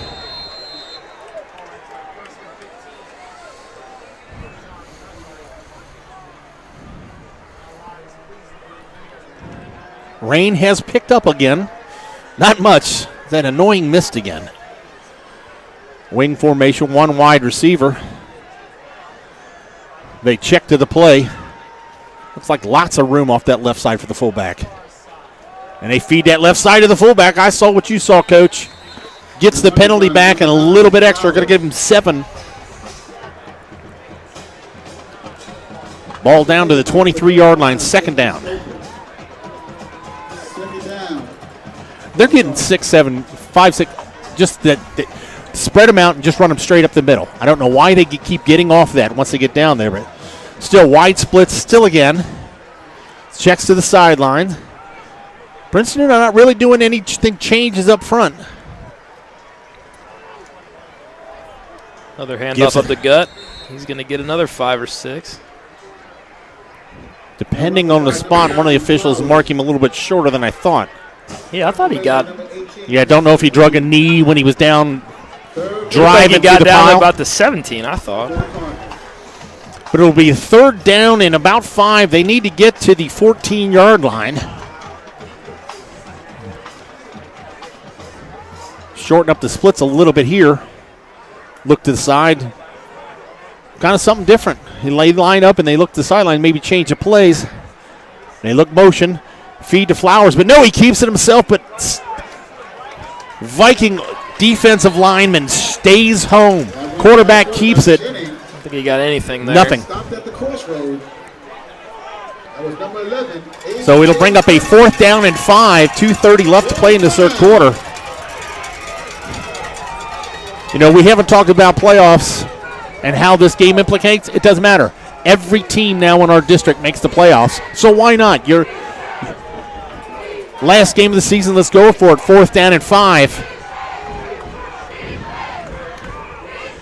They don't get Princeton to jump off sides. Line back up. They go motion. Feed Flowers to the outside. He keeps it, a late pitch, and he's got it out there. Big fourth down play. I'll take it all the way down to the 3-yard line. Perfectly run option to the right side. I'm looking behind. I see a Princeton helmet on the ground, but I don't see any yellow flags. Yeah, that was a nice read there by Jennings to get the pitch just in time. The Princeton defender was closing on him. He got it just behind him, and Amir Shannon able to take it inside the 5-yard line to the 2. Jennings came up, takes the hit on that. You said on that late pitch. Got a little bit of limp coming up. Okay. Staying in the frame. So first and goal, ball spotted on the 2. This should be MJ Flowers' time right here, right up the middle. You got 4 tries to get 2 yards. Flowers giving it off the right side, and he's going to run right over the outside linebacker. Touchdown, Cardinals! MJ Flowers off the right side goes 2 yards. Brings the Colerain Cardinals within 1.76 in the third quarter. 1:37 left to play in this third quarter. Extra point pending. Producer Mike, we took the microphone away from him. He's yelling, go for 2. Not too early for that. Too early for that. Fourth quarter maybe. But we've seen our adventures in place kicking this year. He's having some bad memories from that Lakota East game. Snaps down. The kick is snapped. Again, the hold never got down to the ground. Don't know if he slipped through it, and your holder gets up limping. It was a slightly low snap, and it is wet. But yeah, it adventures in place kicking. We saw that against Lakota East, where we had 1 blocked field goal and 1 blocked extra point. Tonight, it's just been the kicker. He hasn't even had an opportunity to kick the ball. No, both of his attempts, the ball hasn't been able to get the hold down to even get an attempt off. So 1:37 to play left in the third quarter. 1 point lead, 7-6, Princeton Vikings.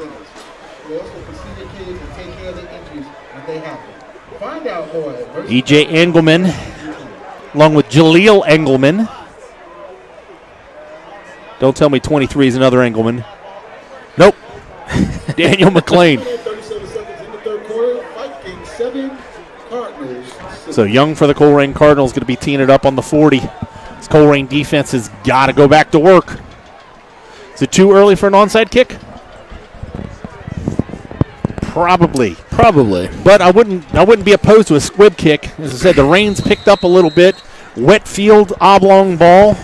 Kick it right to one of the up guys and see if he can get it to Nope. him to mishandle He's it. popped it up to one of the up guys. Yep, he did, but not enough for the Cardinals to benefit. And actually, ooh, nice recovery there by number 14 of Colerain with a. Yeah, don't celebrate 14. That little pop-up punt that landed at the 20. There was a Princeton Viking waiting for it, and it turned into the biggest return of the day. You made a big tackle, but you tackled him at the 50-yard line.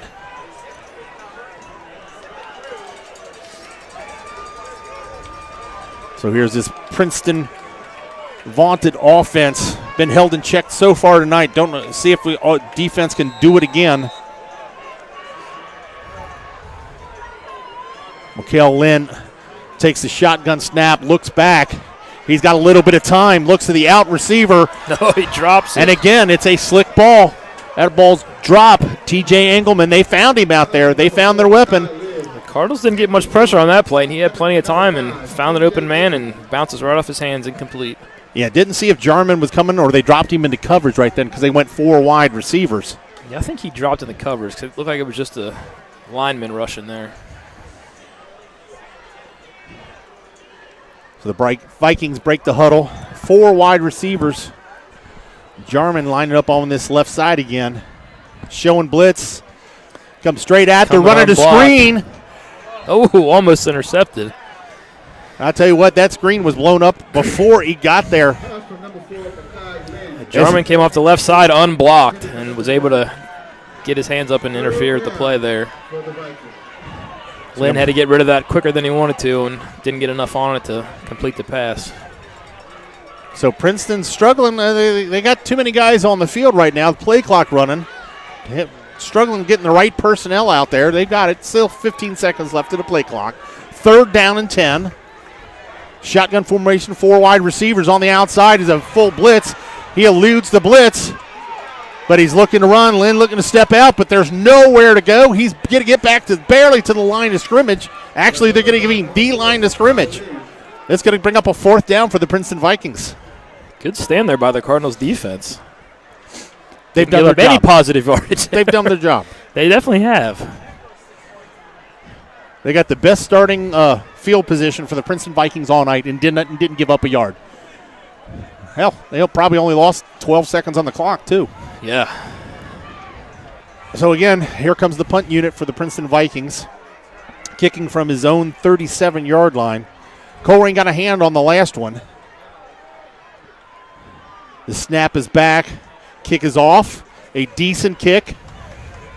Outkicks the coverage.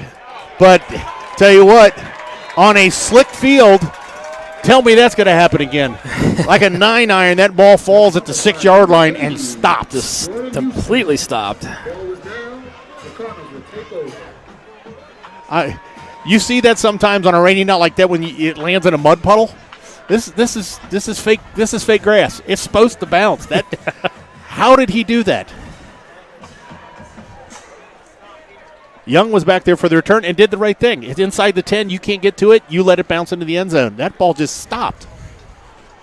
So Colerain starting of their own. Where they mark it at the 6, 7-yard line. The 7.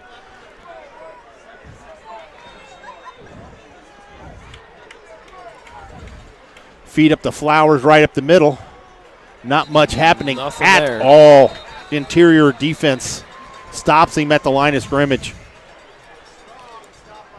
That was number 9. No gain on the play. Gang tackle by a bunch of Vikings. 2nd down. Yeah, they gave him only about a half yard on that play.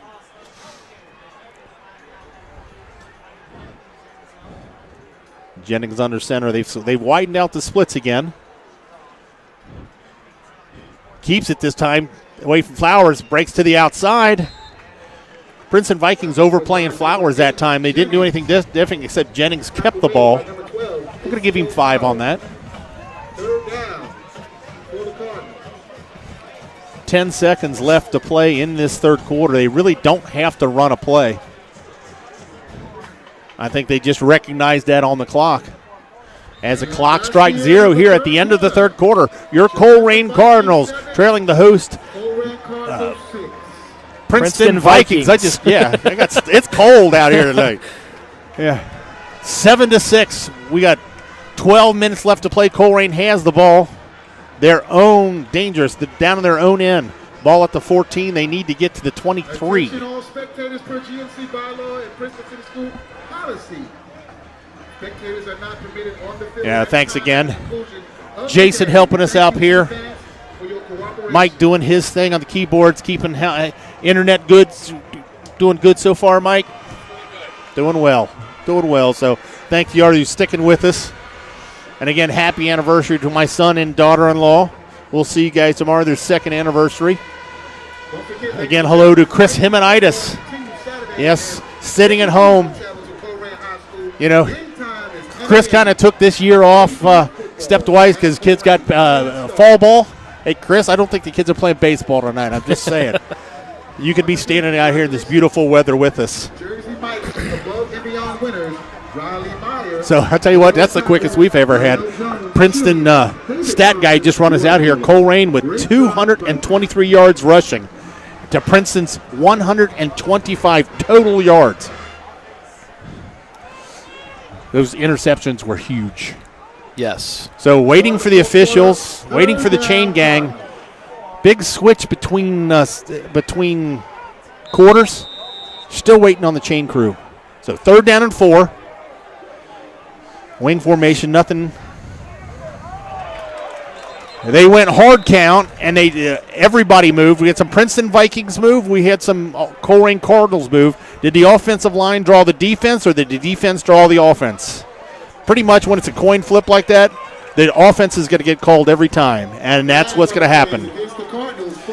False start against the Colerain Cardinals, left side of the offensive line.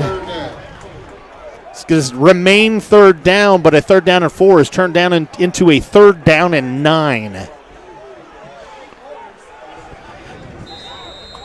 That's a killer again. Well, they're not going to do anything fancy down here. You might see a counter. It's going to be a run of some sort. But a 4-yard run is easier to come by than a 9. Absolutely.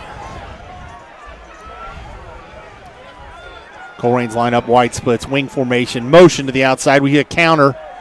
Stays home. There's nothing happening right there.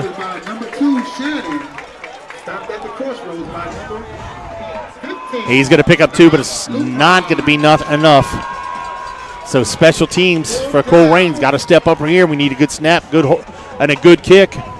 Could be kicking pretty much from his own end zone. That's a different kicker back here, isn't it? Is that Young, the running back? Young, I believe. That's Jason Young, your wide receiver. I tell you what, and he's only about 5'7". Not the tallest guy. Colerain again has another player not report when he's supposed to. So the snap is back. Young takes it, gets the kick off. Now ball bounces, but it bounces the wrong way. Gets a Princeton Viking bounce. This ball is only going to be kicked out just to the 30-yard line. I know we've had 4 or 5 different kickers this year, but it's the first time I saw Young. And if you're in the middle of the field, I'm like, okay, maybe look for the fake.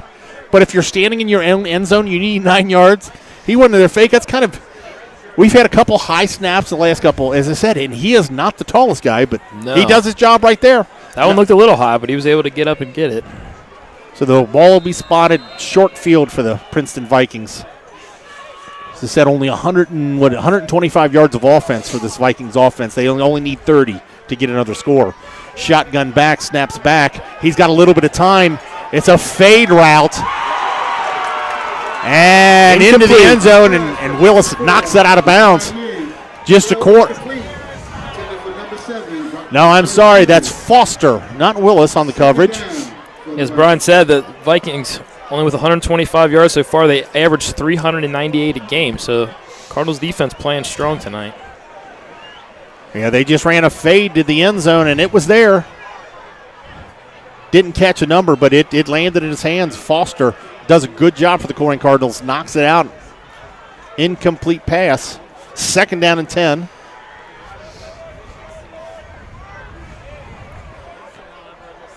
Princeton taking a long time to get this one set up. They are set. 5 seconds left in the play clock. Set off for the quarterback keeper on the option. He gets back to the line of scrimmage. Again, you have not been able to run the ball up Colerain up the middle. A great job. So this is going to bring up another 3rd down and 10. But this is an area that Princeton could go 2 downs to get 10. Yes.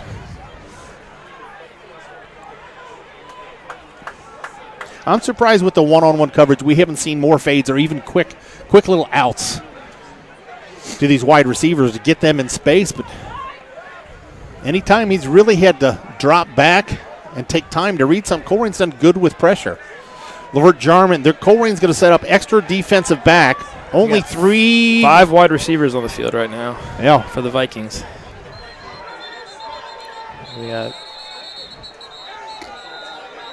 a referee out, I believe. Cardinals. Okay. Prior to the play, but the referee's got to stop it. All 22 guys, they actually ran a play there. So that was interesting. They went 5 wide receivers. Colerain went with an extra defensive backs and only three defensive linemen, and Jarman was playing middle linebacker coming up the middle. Evidently, they didn't like something they saw.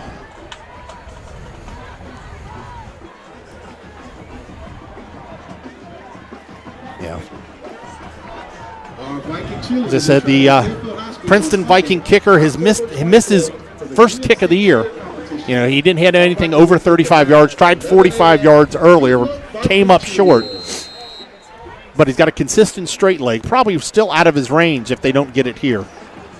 Yeah, we'd be looking 47 right now. Yeah, and he was 4 or 5 yards short last time. On the 44, 45, whatever the... So Vikings break the huddle. This time 3 wide receivers right, 1 to the left. Shotgun formation, 1 running back. Jarman gets a good step to the outside, breaks free, and it's a dying duck. It is picked off the Colerain Cardinals. Can't stay in bound. Jarman hit the quarterback as he was throwing it, and that ball went straight up in the air. Foster makes the in that situation, sometimes you want him to knock that down, but they would give it. He makes the interception, but can't stay in bounds, but steps out at the 4.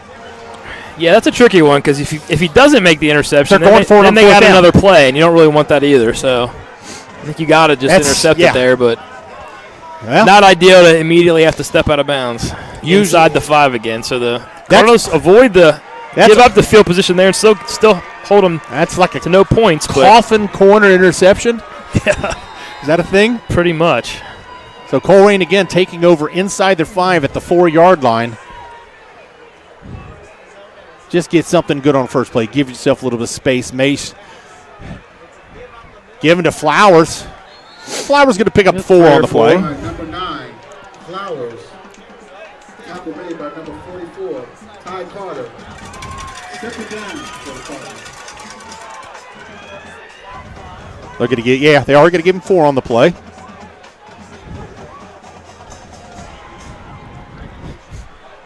Did I tell you that the rain started again?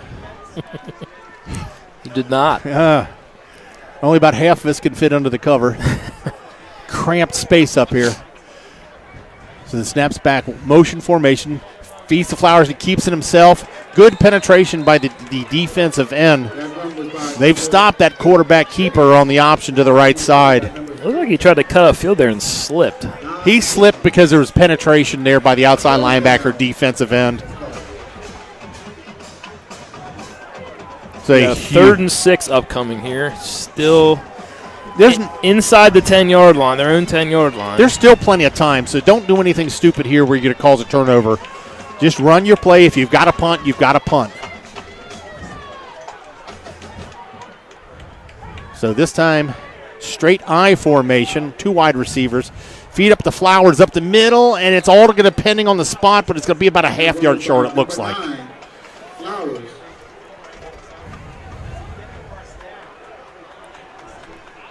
kind of hard to tell. There's close. Oh, it's within a half yard. Surprised Coach Cutright is asking, he's saying the length of a football. How about I ask for a measurement to give yourself a little bit of time? You know what? I wouldn't mind a quick, you need a half yard. You go for this. Yeah, I don't. How about a quarterback sneak? I don't have a problem with it. If there's nobody over center, you're going quarterback sneak.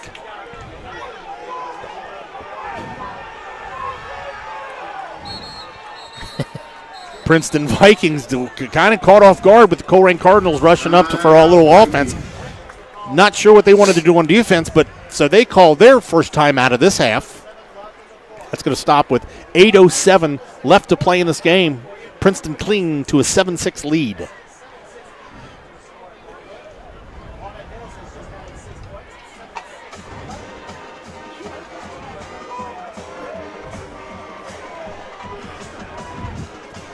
So thanks again for all.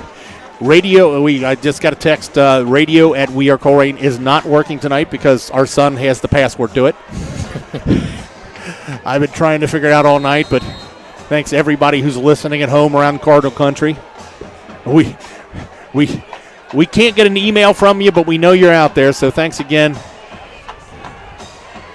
Colerain's going to break the huddle, come back from this timeout. Offense is staying on the field. 4th down and about a half yard.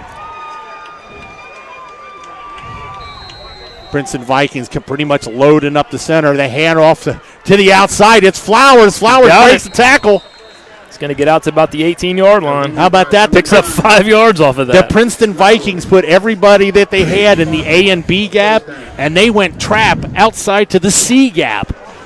So they blew it up the middle, but that helped Flowers get to the outside. Absolutely. They collapsed in the middle, and he was able to take it off left tackle there and pick up the first down. So the ball spotted at the 19-yard line. First down, Colerain Cardinals. Traditional wing formation, 1 wide receiver.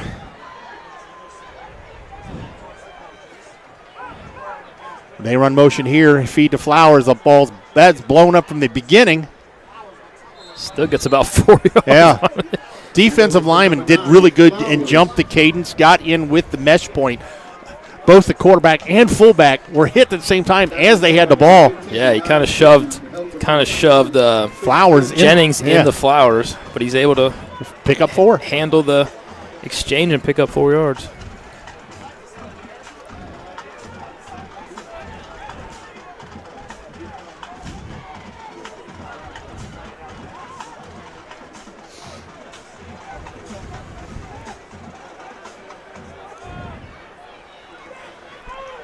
So Young on the jet sweep gets outside, but there's a good defense. It's going to take him for about a 3-yard loss back to the original line of scrimmage almost. Actually, it is. They're going to take it back to the 19. Defensive end on that one stayed home on that jet sweep. There was nowhere for Young to go. 3rd down for the Cardinals. So a 3rd down, 9.5. It's not 9, it's not like 10. Ball at their own 20. They got to get just past their own 29. I formation. Feed to the fullback, and Flowers is loose. He runs up there. He's crossed to the 40-yard line. 3rd down and 9. He picks up 19. M.J. Flowers. Colerain's success has come up the middle the whole time. Stay with it, coaches. So a big gain all the way out to the 40-yard line. We got 6 minutes left to play. Colerain down by 1 point.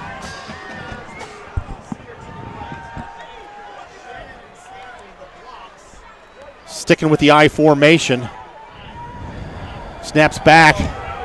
I'll tell you what, again, a jump snap, a guest play, a great read by the linebacker for Princeton Vikings. He was on the mesh point as the contact was made.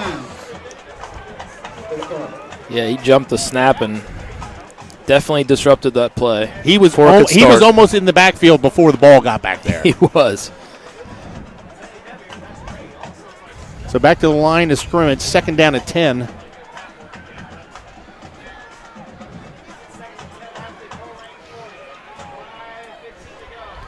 I formation. Back straight dive to the Flowers, gets it hit in the backfield, but he spins off. That run was by number 6. He picks up 2 yards where another. Was Satterwhite? The rain's picked up here. That 6 looks like a 9 to me at times. My glasses are fogging up standing here in the rain. And we had the misting rain all night. This is a true rain that's happening right now. So another 3rd down and long, 3rd down and 9.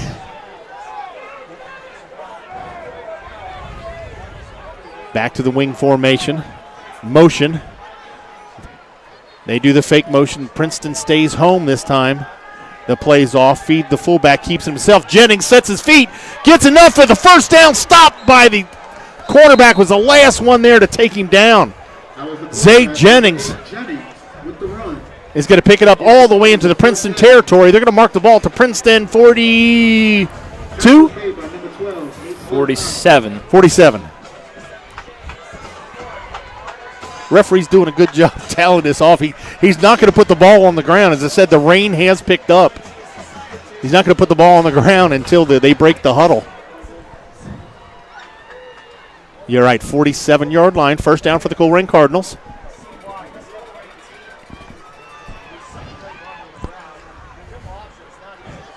Flowers is giving the ball. Oh, he had a hole. He slipped.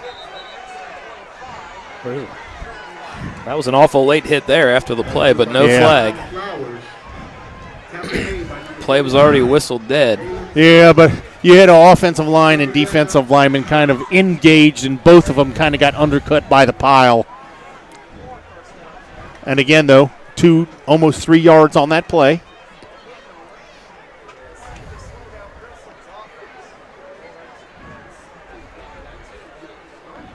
Back to the wing format. Jennings under center. Looks to the sidelines, checks the play. Motion. Fakes the ball to Flowers and keeps it himself. Not sure if that was a fake to a dive or quarterback or the running back. Somebody went. He put the ball out to the left and Flowers went right. Yeah, there was nobody there on that side. Got to give him 3 yards on the play, though. We got what, 3rd and 4, 5? That's called 3rd. It's about 3rd and 5. Definitely 2-down territory right now. Absolutely. Give the Flowers up the middle, and Flowers breaks free. He's got one man to beat. He's still running through the Princeton defenders. He's got the ball. Touchdown, MJ Flowers. 43 yards. Breaking tackles. Looking back, there are no flags on the play. No flags. Yeah, he had 2 Vikings engaging in there about the 15-yard line. He was able to just bounce off and back and forth off of him, take him into the end zone. And they were doing the thing that kind of annoys me is sometimes if you're the last man to take him down, almost looked like they were trying, rather than tackling him, trying to strip the ball. So instead of slowing him down, they were just kind of pawing at his shoulders, and he runs strong. Yeah. He takes it into the end zone. It's like the Cardinals are going to line up for 2 here to try to make it a 7-point game. Well, I mean, that's the right thing to do, not just because of the scoreboard, but also because how bad your kicking team has been this year, not just tonight. So 2-point conversion set up, traditional wing formation. They run motion, kick it to the outside. Jennings is looking to turn, and they decide to throw the ball. Surprisingly, they tried to fool everybody on the field. They even fooled us up here. Going for the 2-point conversion, they go play action. Tried to throw the ball, which they haven't completed a pass all night. And they are stopped on the 2-point conversion. With 2 minutes and 41 seconds. And you might have got your quarterback hurt.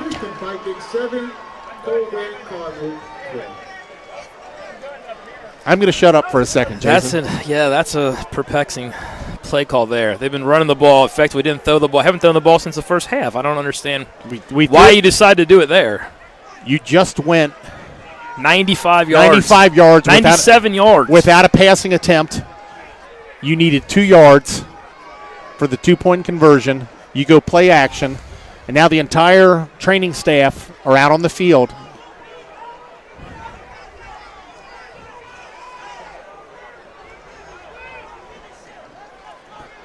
So, again, you know what? I wouldn't want to be in a better position right now. your Colerain defense has stepped up. They've done it. You've asked the offense to win the game sometime. MJ Flowers makes a big play there. But if you got 2.5 minutes left against the best offense in the GMC, you put your hat on this defense all night.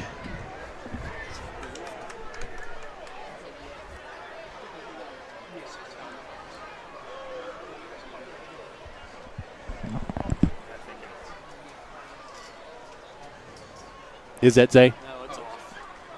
Helmet's off.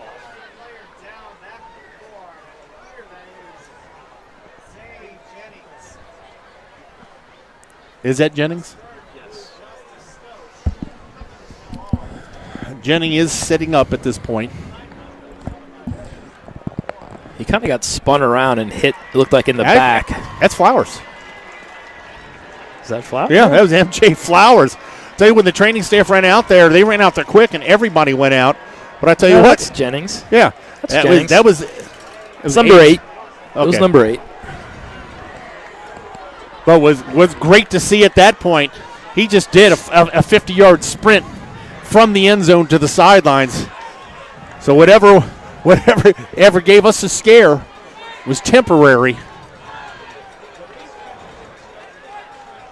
So after now we're back to the defense and special teams. We've got dangerous athletes all over the field here for the Princeton Vikings. Had a big return on the last pooch kick. Look where they've got their secondary line. They're anticipating that pooch kick. They're outside the hashes between the 25 and 30-yard line. That's where you normally want to pooch it. You got the middle of the field kind of open. Let's squib it right up the middle of the field. Squib it right down the center, yeah. To that up man at like the 25. Rain has stopped now, but the field is still wet. This is an annoying rain. Either rain or don't. So Young tees it up, and the kick is off. He's going to squib it. Gets a hop. Colerain Cardinals. Jarman misses the first tackle, but a lot of Colerain Cardinals trailing the play.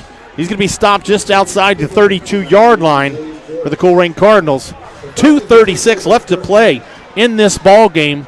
Colerain Cardinals leading the Princeton Vikings 12-7.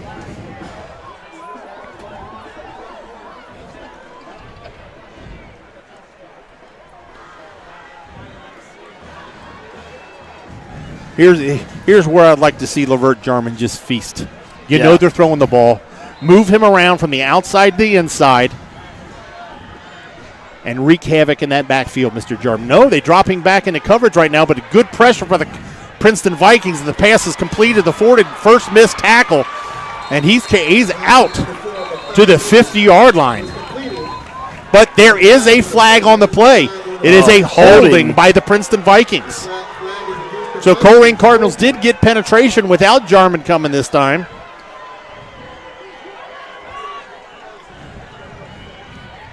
So what was a first down is now going to remain first down, but instead of being near field, it's going to go deeper into Princeton territory. And they're going to walk it off. Back inside their own 15-yard line. Those have been well behind the line of scrimmage. Well, he's standing right now, at the 29. Where's he marking the ball? So it's going to take it to the 19. Yep. So that's behind the line of scrimmage. That'll put them back inside their own 20.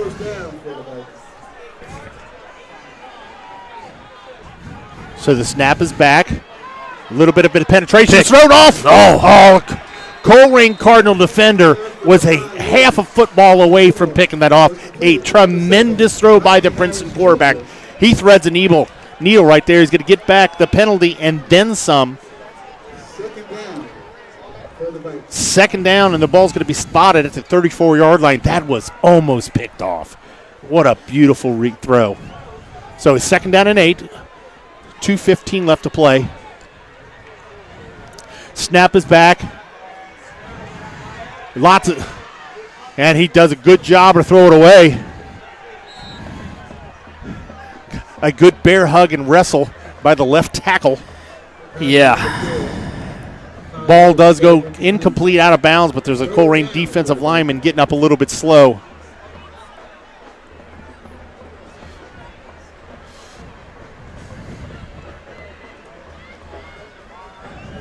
Just as Bell knocked out a little bit, but You know they're throwing. You can go down a defensive lineman, bring in an defensive back. 3rd down and 7. No, 3rd down and 8.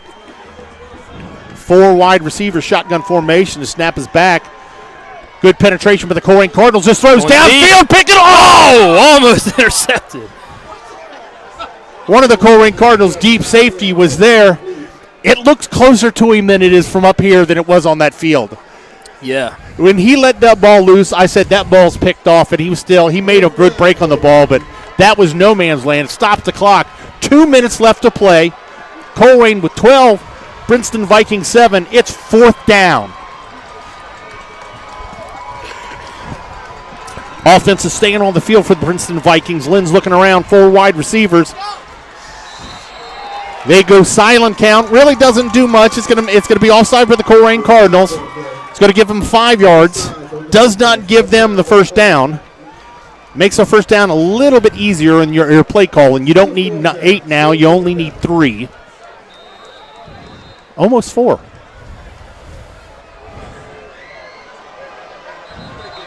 Colerain tries to make a defensive substitution. He has too many players on the field. It's all right. You got plenty of timeouts to use up. That were made. Colerain has 1 timeout. Princeton Vikings with 2 minutes has 2 timeouts left. But went from an obvious passing situation. They've got their options right now, especially with the athletic ability of this quarterback. Kind of a read option, pass option, if they've got it in their system. I expect him to keep the ball, either throwing it or running himself. Seemed like they were using the running back early in the game. They've kind of went away from it here in the second half. Most of the running plays have been him keeping the ball himself. Only maybe 1 or 2 runs by the running backs were successful, so Colerain doing their job. The big runs, you're right, they had come from the quarterback, but he hasn't had that many of them. They're a throwing team.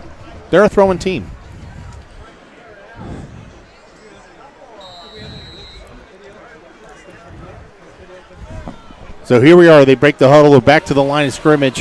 4th down and 4. Princeton Vikings stay on sides, Colerain Cardinals. Colerain Cardinals do not jump offside on the hard count. Check back to the sidelines. Ball is snapped. He looks back. Wide receiver just sets out on the outside.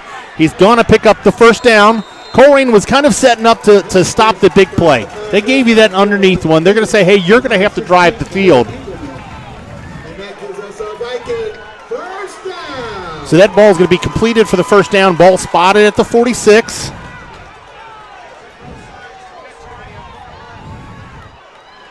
So Colerain, good penetration. They force the quarterback, Lynn, to the outside. He's throwing it deep. Up for grabs. Great play by the defensive backs by Colerain Cardinals. Great coverage. It was just a jump ball. Didn't try to catch it. Did what he can. Got good position on the outside and knocked it away. There was 3 Cardinals defenders in the territory there. That was a dangerous pass by Lynn.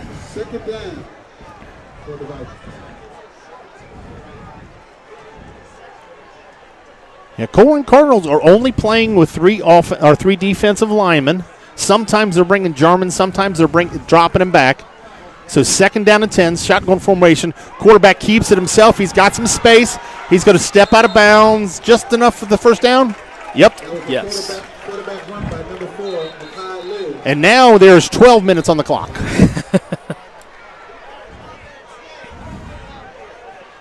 So not really sure what happened.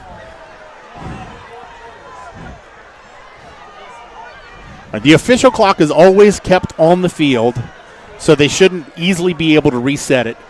There it goes, and they've already done it. 1:42. They'll probably converse with both coaches, make sure everything. Princeton coaches are I didn't think they were allowing them to, on a referee's timeout, allowing them to huddle up. They charging Princeton with a timeout? Doesn't look like it. They let them huddle. Yeah, that's interesting. 3 coaches out on the field there.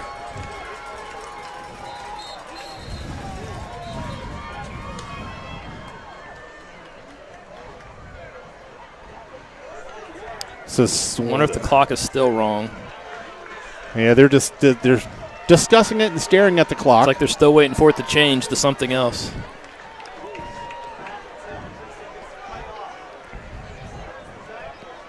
And they have made an adjustment. It's down to 1:37 left to play. Princeton still does have 2 timeouts.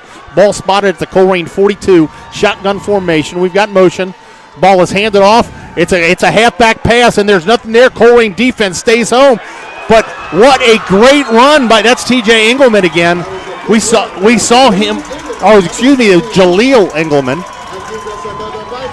They had him stopped at the backfield. There was nowhere for him to throw the ball. But he keeps it himself, scrambles all the way down to the Colerain 27.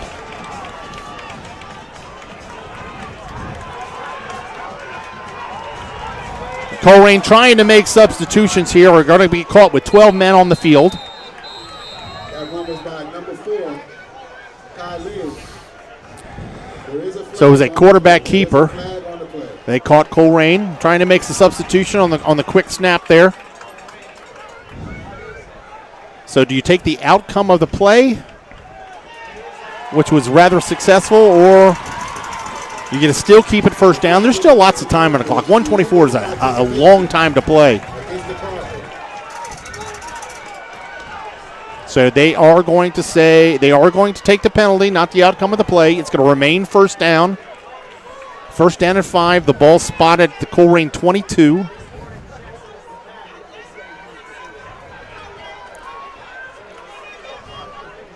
This Colerain defense has done their job the entire night.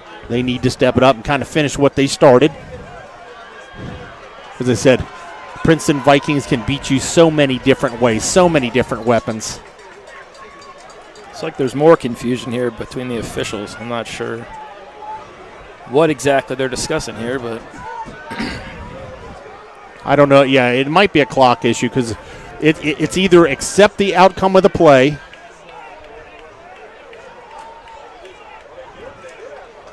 And they are accepting it. Now it's like they got the play plus the penalty there. That's Coach Cutright is looking for an explanation. This change still aren't set, but the referees are allowing play. The ball has been taken first down. Ball at the 19-yard line. The 14-yard line. Oh, you're absolutely right. 14. At this pole right here in front of me. So the quarterback keeps it. There's a hold right in front. No, nothing called. As I said, rely on your quarterback. He's brought you here the whole time. He's been out most of the season. He's showing up right now when you need it. And he's been their most successful offense just running the ball. So he has taken out it is first down and goal. Ball at the 3.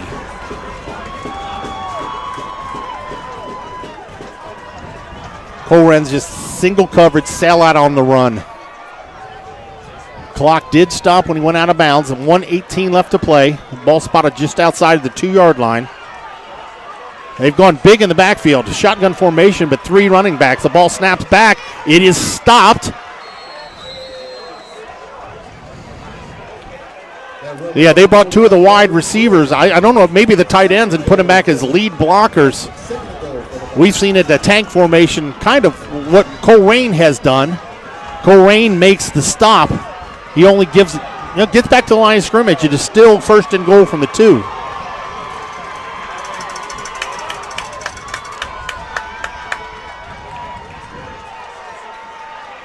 So again, same formation. They've gone big on the outside. This time, give to the. He's in. They give it to the straight run dive to the running back, and he breaks through the end zone. A 2-yard run for the Princeton Vikings.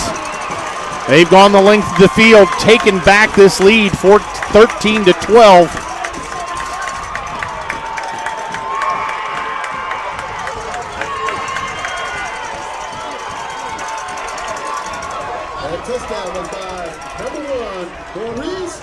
So Colerain's going to be left with 1 timeout and under 40 seconds left for a miracle. I think they're going to go for 2 here to try to make it a 3-point game. Yeah, they left the, and they've got their running quarterback back there. That's Engelman. Snap is back. And it is over his head. He falls on it. He is stopped. So it remains a 1-point lead.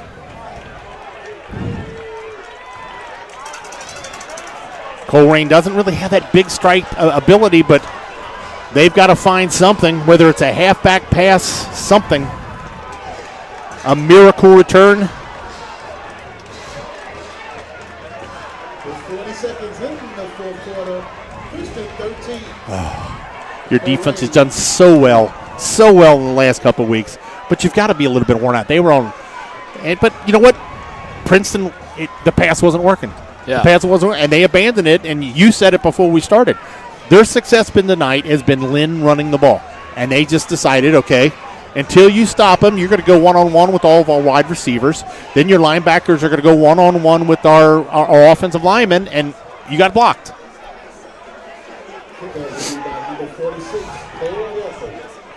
You even said it earlier. He needs to run the ball more. Yeah. I mean, that's he's been more dangerous than any other running backs all night long.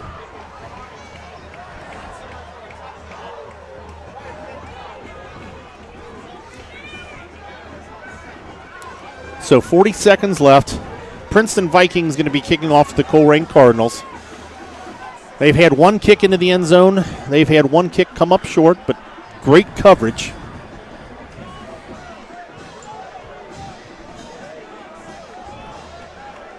Jason Young's going to be setting up just outside of his own 10-yard line.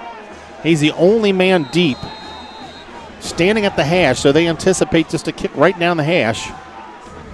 It's a squib kick, and it's clock does not run. Princeton's going to do Colerain a favor. They're offsides. Tried to switch it up a little bit, and I don't know if the pace that he has when he slowed down to squib kick that one slowed him down enough for the offensive for the coverage team to run past him. Yeah. But it's going to take it back 10 yards. Every 10 yards help. Yeah, it does.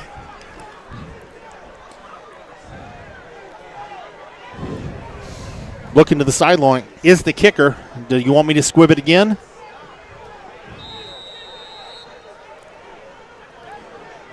Colerain has only had one kick returned this year, and it was in week 1. Can they do it again in week 10?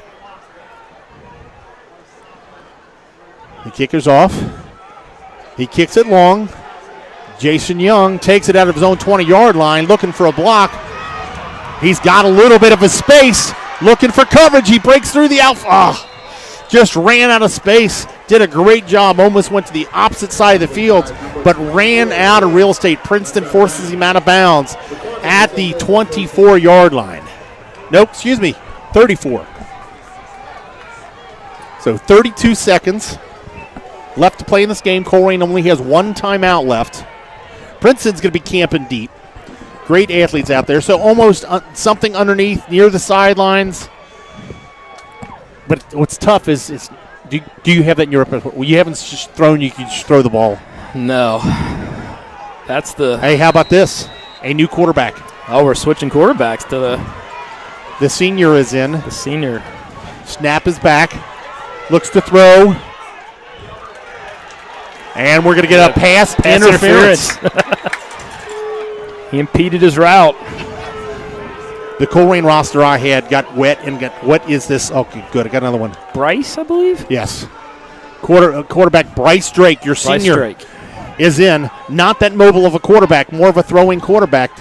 The senior is coming in, and what a situation to be placed in. Pass interference against the Vikings. So it's pass interference. Clock stopped. 27 seconds. Still have a timeout. Ball spotted at the Colerain 49. Drake takes it, rolls out, throws a completed pass, and he steps out of bounds. A nice out pattern. He's going to be spotted at the 45-yard line. Clock's running, though. Isaiah King. King. He's out of bounds. Hold on. Call a timeout, or are they saying they signaled to stop the clock, but the clock operator did not stop it. There should be around 22 seconds or so left on the clock.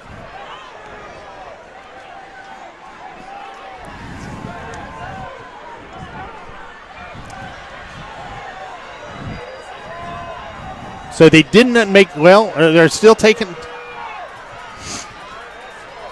like they're still waiting for. They're holding up the play, just 10 seconds on the clock, but the referees are. And the official clock is kept on the field. 18. They got it back at the 18. 18 seconds.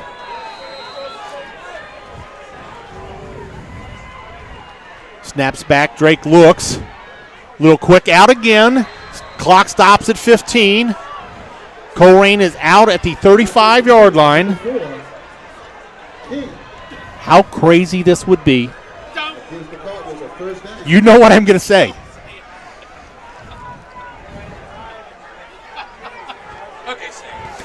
I'll say it.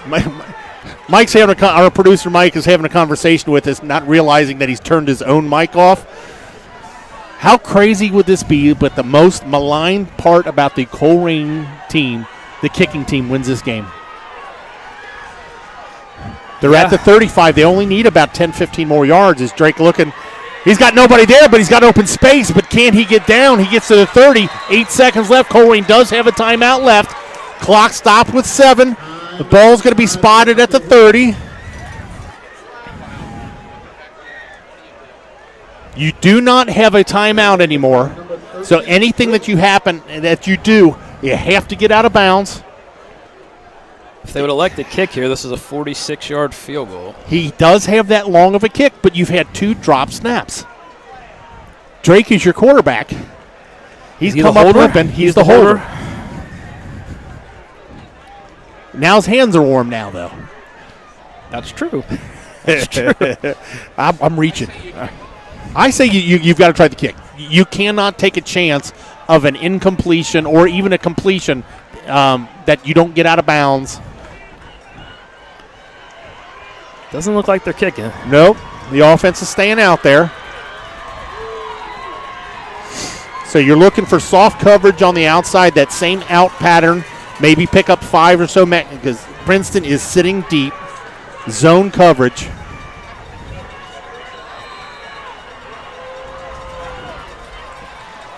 Snap is back. The throw is off, and it's not there. It does a great job and throws it out of bounds.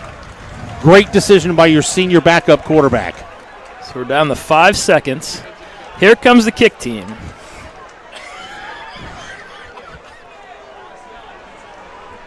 So Bryce Drake is your holder.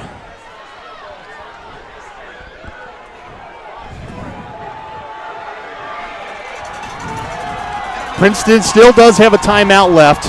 It's going to be about a 46-yard kick. Snap is back. It's down. His kick is up. And it is no good. Oh, wide left, I believe. Just barely left. Might have been a little short. It had a chance. Colerain Cardinals almost pulled off the upset here at Mancuso Field. What a valiant effort. Nothing happened offensively for either team until that last couple of minutes. They turned one of the most boring defensive game into kind of an offensive shootout at the end. But the outcome is not what the Colerain Cardinals wanted. Pat Mancuso Field, Princeton High School, Princeton Vikings come back to beat the Colerain Cardinals by 1 point, 13-12. Thank you for listening tonight. Thank you for a great season. We got a game of the playoffs. Stay in touch. Watch us on Twitter. We'll put it up on Facebook when they announce the pairings. We are playing the first round. We just don't know where. We don't know who. So for Brian Wyatt, Jason Helfrich, and for producer Mike, thanks for watching Colerain football, and we'll see you next week.